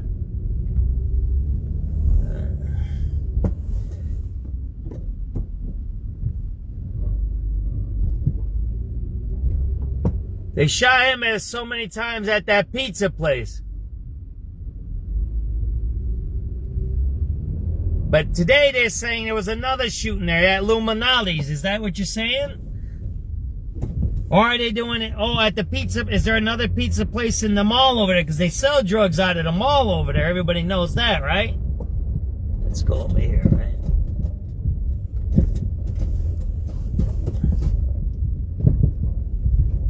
Unless they don't sell no drugs down here, man. Yeah, this is a little dangerous area here. 58 and Kings or what? See, the white people buy these lands. This is a white person. What you got to do is look up this address. Well, it might be white or somebody, a developer. You see that? They have the raised beds there. Look. Yeah, Springfield is all dangerous, all up and down. But you see that there? This is gentrification there. You got to look who owns that land there. Those people are usually gentrifiers right there. See that there? Once I was in Inglewood, I seen these white ladies, and they were doing farming and something like that. And I looked, it was weird, man. It was in the middle of a really bad area. There's 2 white ladies, and I looked them up. They owned a whole bunch of land there. White ladies from Evanston. They were from Evanston, I think. All right, so this is Springfield. I don't see any traffic here, so I don't know what it is, unless it's at Illuminati's where that shooting was, right? I got about 13 minutes. And then I'm going to end the broadcast. So there was a shooting here. It says 3900 West Cermak. So it was at Illuminati's. What we'll have to do is backtrack that shooting, what Steve just talked about, right? So this is Cermak. This is Cermak and Springfield, right? So is it over there? Was he sitting? Let's go over here. Maybe there's some tape over there, right? I think the shooting was inside that mall over there. Right over here. I'll show you guys. Then we're going to go to a second shooting that happened 2 hours later, I believe, or 3 hours later. This shooting happened at 11 o'clock today. Then there was another shooting on 15th and Pulaski. It was just right down the street at 2 o'clock, I believe. I'll read you guys that one. So they're saying, right, Cermak and Springfield. That Cermak is right there. So the shooting happened somewhere here. Let's see if we see anything, any tape or anything like that. We'll have to, I'll look up at Citizen. Citizen sometimes has a better address. Citizen is wrong on the addresses too. Was it over here? This is where I'm looking at, right? Were they sitting over here? Was this the church? What are they doing here? There's a cop station right down the street, isn't there? I'm pretty sure there's a cop station right down there. Oh, there's guys right there. There you go. Oh, they're doing some shit here. All right. Yeah, it looks like they're fucking around over here. All right, let's get out of here, right? That's none of our business. So we might have found that. Route 66, they have that, everybody knows I've documented this place. This is a community center that's only open 9 to 2 o'clock or something like that. Community Resource Healing Hub. They just had a shooting down there. There you go. Did you see that there? Here, let me show you that. So there was a shooting, supposedly, well, it's recorded a block from here. It's at, it was at Cermak and Springfield, which is not even a block from here. So there was just a shooting here in the neighborhood, right? Look at that. You got the Community Resource Healing Hub. It's closed. It's fake. That's a fake place. They got millions of dollars. They got a fire department there. You see that there? That's a fire department. What does it say? Community Healing Center. There was just a shooting here, and it's closed. So it shows you it's fake. That's a fake place. They got millions of dollars. They got that building probably for very cheap. They probably got a bunch of money to rehab it. Like the Congress Theater just got, I don't know, what did they get, $80 million today? Those are all voters for Brandon Johnson. There was a $40 million one that I got to look up that was on the news today to another church in Woodlawn. You need to start tracking these developments. These aren't buying votes. Brandon isn't making low-income housing, because low-income housing should go through which department? Through the CHA, which is a government agency that goes through the feds. Instead, he's bypassing that. You know, man, this guy's... He's bypassing the CHA. He's bypassing the checks and balances, and he's giving out cash and TIFs, which is unregulated, right? He's doing it, and it's not searchable through FOIAs. When you do it through private entities, right, it's not searchable through FOIA requests. When you do building through the CHA, then it's searchable. But when he does it through these grant programs and TIFs and all these weird derivatives and all that weird way with the money, then, so I'm thinking that shooting must have happened over here. Unless it happened right there where we seen that Cadillac over there. I don't know. I'll have to dig up the exact address, right? So I'm thinking that shooting, I thought the shooting might happen over here. Now we're going to 15th and Pulaski, where there was another shooting earlier where a teenager got shot. See that here? They usually sell drugs right here. But this is Pulaski. Now there was a shooting down the street on 15th and Pulaski. Right? Usually they sell dope right there, man. Right in this parking lot right here. This is a dope spot right here. So I'll have to check out where the exact shooting happened, because that don't look like unless they sit there like we said. We seen some guys in that Cadillac over there. Maybe that was them. I don't know. But now we're going to go up to 15th Street. So imagine there was a shooting here at 11, and then at 2 there was a shooting down the street. Are these related? Because I know there's a dope spot up here, right? Right next to the tracks, right down the street, K-Town. There's a dope spot right down there. But 15th Street is a little north of here. And you know there's the drug war up north of here on Springfield, right? Springfield North on by Chicago Avenue. There's a drug war going on up there, right? So they sell drugs right back here, right? Right back there. There's a whole section back there. Look, dude, look, you do your thing. I could care less. Well, that guy put up a big fence there, huh? I don't care if you're a drug dealer. It doesn't mean anything to me, man. You come, whatever. I got my personal things. But when you do it in public and you start shooting people in public, now you're starting to affect the public welfare, right? Look at it. It's all boarded up here. Look at that. Where's Brandon Johnson at, man? Where's Brandon Johnson? I don't see Brandon Johnson. Do you guys see it? Closed by order of whatever. I don't see Brandon Johnson anywhere, do you? So 15th and Pulaski was a shooting over here. Here, let me read you what happened over here. So something that, oh, all right, yeah, this is a dope spot over here. That's what this is. But it's a new place right there. Look at that. So there was some shooting over there, and now the 15th and right here, right? So there was supposedly a shooting over here. Let me read this to you, what happened over here. Oh, that looks like a church there. Building brighter futures. What the hell is that crap? And there was just a shooting there? What the hell is that shit, man? That's some fake organization. See? 2 fake organizations. You had the firehouse over there. Now you got this place. So now you have let me read you what happened here. So I read to you 39th and Cermak. We just came from there. That shooting happened at 11:02 a.m. That happened this morning. The victim was in a car and he was shot in the face. Now, at this place, Pulaski and 15th Street, 2:18 p.m., a 17-year-old male was on the street when an unknown offender approached. The offender produced a firearm and fired shots at the victim. The victim sustained a gunshot wound to the left thigh and was transported to Mount Sinai Hospital in fair condition. That happened right here, 4000 West 15th Street, right? That's Pulaski and 15. Let's double check our map here. I don't want to misspeak, right? Let's do a map here. 4000 West 15th Street. Let's take a look.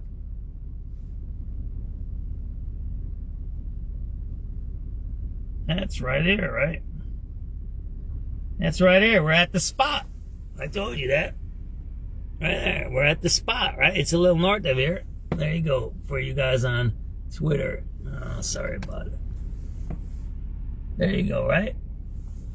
So it looks like these community centers are not working. So today is the coldest day of the year, and you had 2 shootings within, what, a mile? What is that, a mile within each other? And we just documented, the SubX.News has documented it, in both locations, they have community centers, fake community centers. These are patronage centers, by the way. This is how they buy votes now. Everybody knows it, through the NGOs. These are NGOs, right? Building brighter futures, right? But yet there was a shooting over here. Huh? Now, this guy just pulled up in front of me in the middle of nowhere. There's no businesses open, and that guy's pulling up right in front of me, right? See that there? So we had the firehouse, there was a shooting there. And then we have this place. So these community centers do 2 things. They're not preventing the shootings. Let me put that for Twitter there. Let me tell you. So these community centers are not preventing shootings. They're not preventing the shootings. Let's back up a little bit so you can see a little bit better, right? They're not preventing shootings. They're not preventing violence. And they're not open. What's up, Brian? And they're not open after the shooting. This place should be open right now, right? Oh, yeah, I gotta get in. Look at this. This phone don't even do anything when I push the reset button. See that there? So that's the story tonight. It's super cold. We have 2 shootings within about a mile of each other. Both shooting locations have not-for-profits right here. Building brighter futures. The other one was the firehouse. And neither is prevented the crime, and neither is open after the crime. So you start to figure all that stuff that Brandon Johnson says about crime intervention is a lie, right? He's just going around with the wave. Everybody's seen we have the lowest murders in the United States in about 100 years. Everybody's seen that statistic, right? That's from the Axios, right? So it's not the cities doing the work. It's actually, they say it might be, they don't know what. I don't know if Axios has done a study on that, right? The lowest murder rate in the... I gotta go back and take a picture of that firehouse too, right?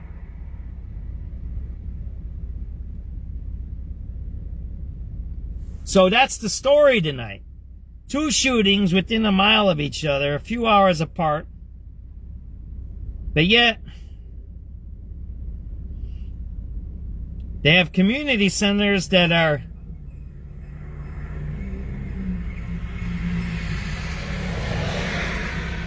This is a half a block from a shooting scene, a community center that didn't prevent the shooting, nor is it open after the shooting. 7 p.m., January 23rd, 2026.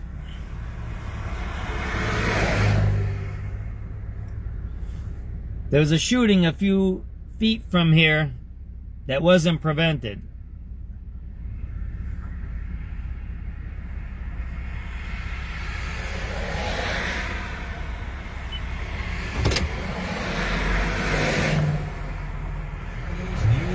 American weather station, News Radio 105.9 WBBM. Coming up in the next half hour on News Radio WBBM, a major winter storm beginning its trek across the U.S.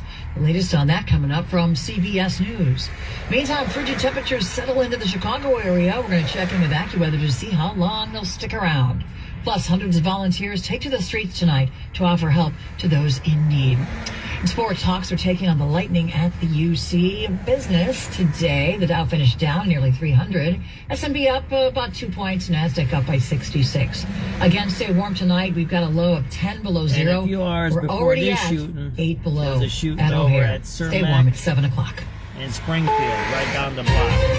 This is CBS News on the Hour, your home Right down for the block. original reporting. I'm Jennifer Kuiper. Hardware stores have been very busy as a storm starts moving from the middle of the country to the south and up to the northeast. Hot items at manager Sam Henson's store in Tennessee. Shovels and salt. Shovels and salt are the biggest things people are wanting right now. Hopefully that's what they will need. If we get this ice, we're going to be looking at chainsaws, generators, extension cords. Ice could make travel dangerous and cause power outages, and CBS's Chris Van Cleve reports. Once this winter storm really fires up, it is going to make travel extremely difficult in the areas being hit by the storm. Ice in Dallas is going to lead to major cancellations at DFW and Dallas Love Field. Those are hubs for American and Southwest. A 5-year-old detained by ICE agents in Minnesota this week is being held in Texas with his father. Immigration officials are defending their actions as businesses across the Twin Cities closed today to protest ICE. CBS's Nicole Skanga. On Friday, the Pillar Forum and hundreds of businesses in the Twin Cities protested ICE with a general strike. All of us here know how we feel about the matter and have been very vocal that we are against ICE and we are against them being in our spaces, and we're against the sanctioned violence. Community members are calling for no work, no school, and no shopping, calling it a day of truth and freedom. President Trump appears by video before a crowd at the annual March for Life in Washington, D.C. We have made unprecedented strides to protect innocent life and support the institution of the family like never before. Vice President J.D. Vance announced in person the expansion of the Mexico City policy, which bars U.S. foreign aid from programs that subsidize abortion. It will now include programs that support DEI. The FBI has captured one of its most wanted fugitives, former Olympic snowboarder and alleged drug kingpin Ryan Wedding. FBI Director Kash Patel. This individual and his organization and the Sinaloa cartel poured narcotics into the streets of North America and killed too many of our youth and corrupted too many of our citizens.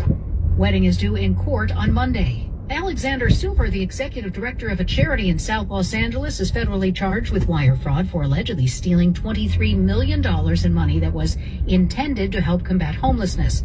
First Assistant U.S. Attorney Bill Asaley says Silver used the money to live in luxury. We are very aggressive in combating, locating, arresting, and charging those who are engaged in fraudulent activities, particularly those against the American taxpayers. This is I'm Adrian Garrett. Follow and listen. So there you go.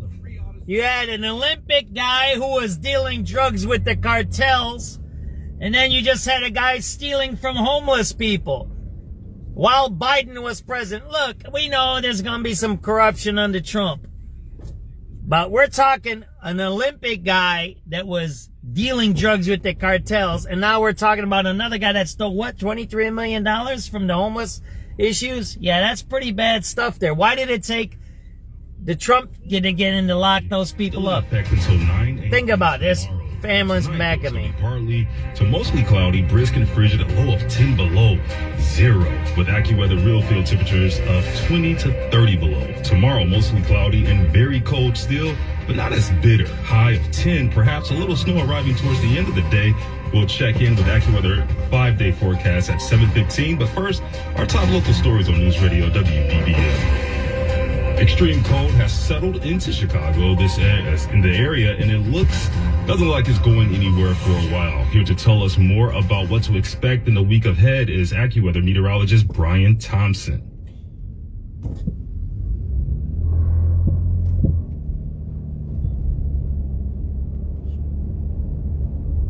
We're actually going to try and get to Brian a little later, but Continuing on in news here in Chicago, hundreds of volunteers are spreading out across Chicago this weekend. So you just seen, we left one shooting scene on 15th and Pulaski.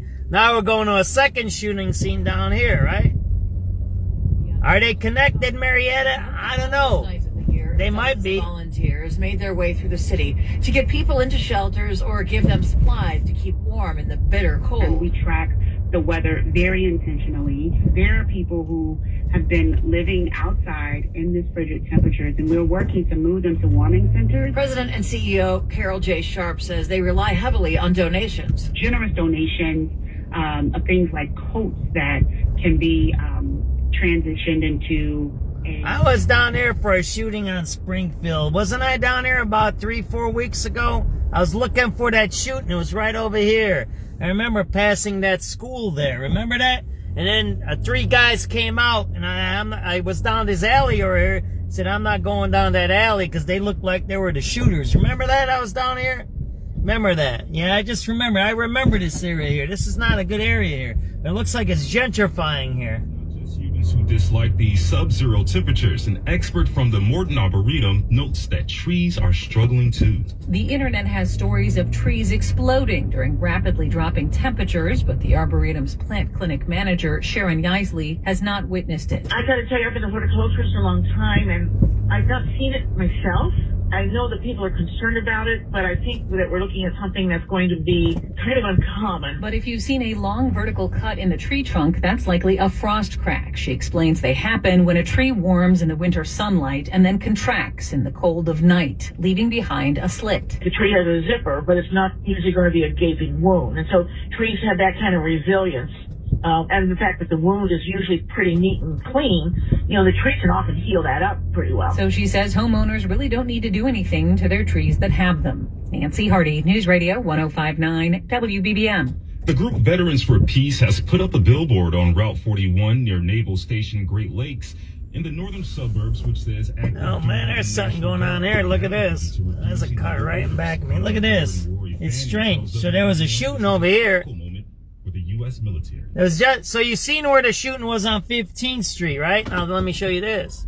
There's a weird car parked here. Maybe the shooting was here. I'm not to figure out where the exact locations of these shootings happen, right?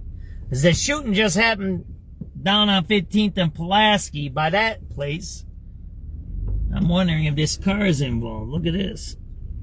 Yeah, there's something going on here. Look at that. See that there?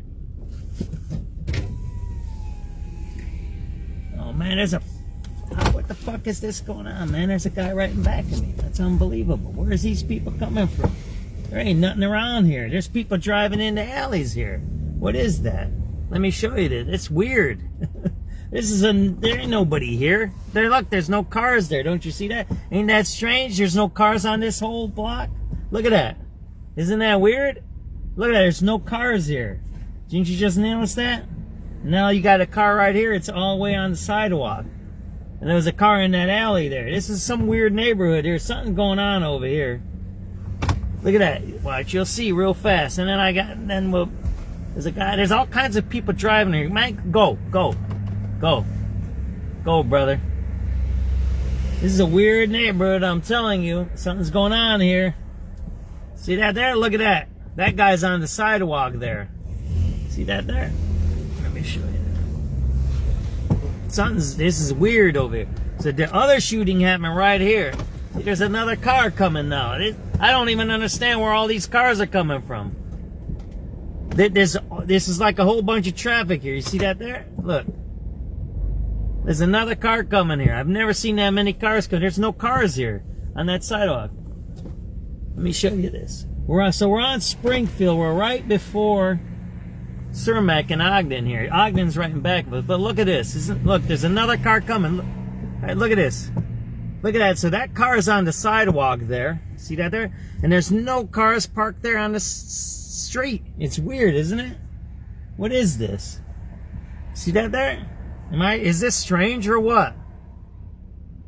Look at that. And now, if you go over here, they say there was a shooting over here, right? So that's a Kia there. It might be a stolen car. We don't know.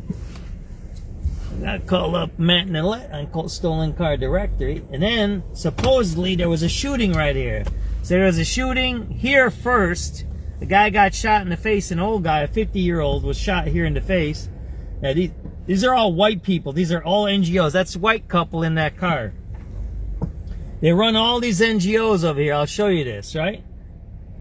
So there was supposedly a shooting over here first at 11 o'clock at here at Cermak and Springfield. And then at 2 o'clock there was a shooting at 15th and Pulaski. If you look at all these Lawndale Christian centers and all these are all white people. Now, I don't know if that shooting happened over there.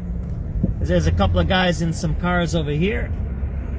Right here, these are all, I was over here once before. See all these NGOs? This is an NGO here, right? See the NGO? Long Christian Health Center. But they just had a shooting here. So what are they doing here? You see that there? This is a whole NGO. Most of these are white people that work here. See that right there? These are the gentrifiers. They come in here and they're making $50,000 to $100,000, yet they have a shooting right down the street.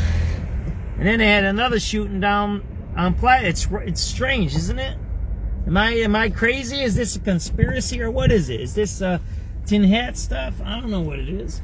And then, what did I show you guys before, right? That's Illuminati's right there, right? So we got to figure out where the shooting actually happened. And we're going to end our broadcast over here because I always end it. I like this. See, there's a whole bunch of new stories. Look at that. Look at that whole gentrification there. Look at this. Watch this. Let me show you this gentrification here. These are the people that are getting money from Brandon Johnson. These are the people that are voting for Brandon Johnson. Most of these people, see that there? Look at that. Look at all that gentrification there. See that there? Most of these people don't live in Chicago, by the way. Or they don't live in this area. I know that. Wow, they got a bunch of gentrification happening here. I didn't know it was this bad here. And then we'll make another. See, there's something going on here. That's a church or something. That's a church. That's a Life Center church, but they just had a shooting here. Well, we're going to end the broadcast because it's past the 3 hours. Right, that's a church. They're attending this church here, but there was a shooting here, right? There's a shooting at Cermak and Springfield, right here in this area. There's a whole bunch of NGOs. It must be related. These, I don't want to say. No, they look like they're going to church. So they're church people right there. So the last thing I want to end with here is you see all the gentrification here. This is North Lawndale, it's called, right? So I showed you that not-for-profit or NGO over there on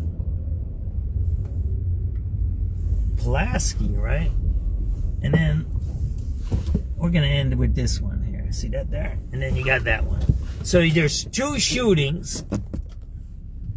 There's two shootings. Less than what? What is that? About a mile from each other? About? Next to. Hey, how you doing? So it's a good place or not? That doctor's office, they good people or what? I don't know, Holly. You got to tell me. I see things. Maybe I need to do research. So this place here, there was just a shooting, but there was just. Did you hear about the shooting? So now there was a shooting down the street, right here, right in back of us. So there's two NGOs. Forget the doctor's office, right? Whatever. Those are those people, right? But if you look at this is a community center. That other place with the blue lights, BFF, was a community center. So this is CHRC. The other one was BFF. And both of them had shootings. Well, I don't know if they were open. We'll have to FOIA their records if they were open, right?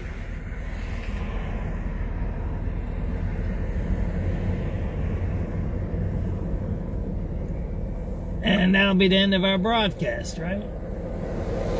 So there was two shootings by two NGOs, community centers.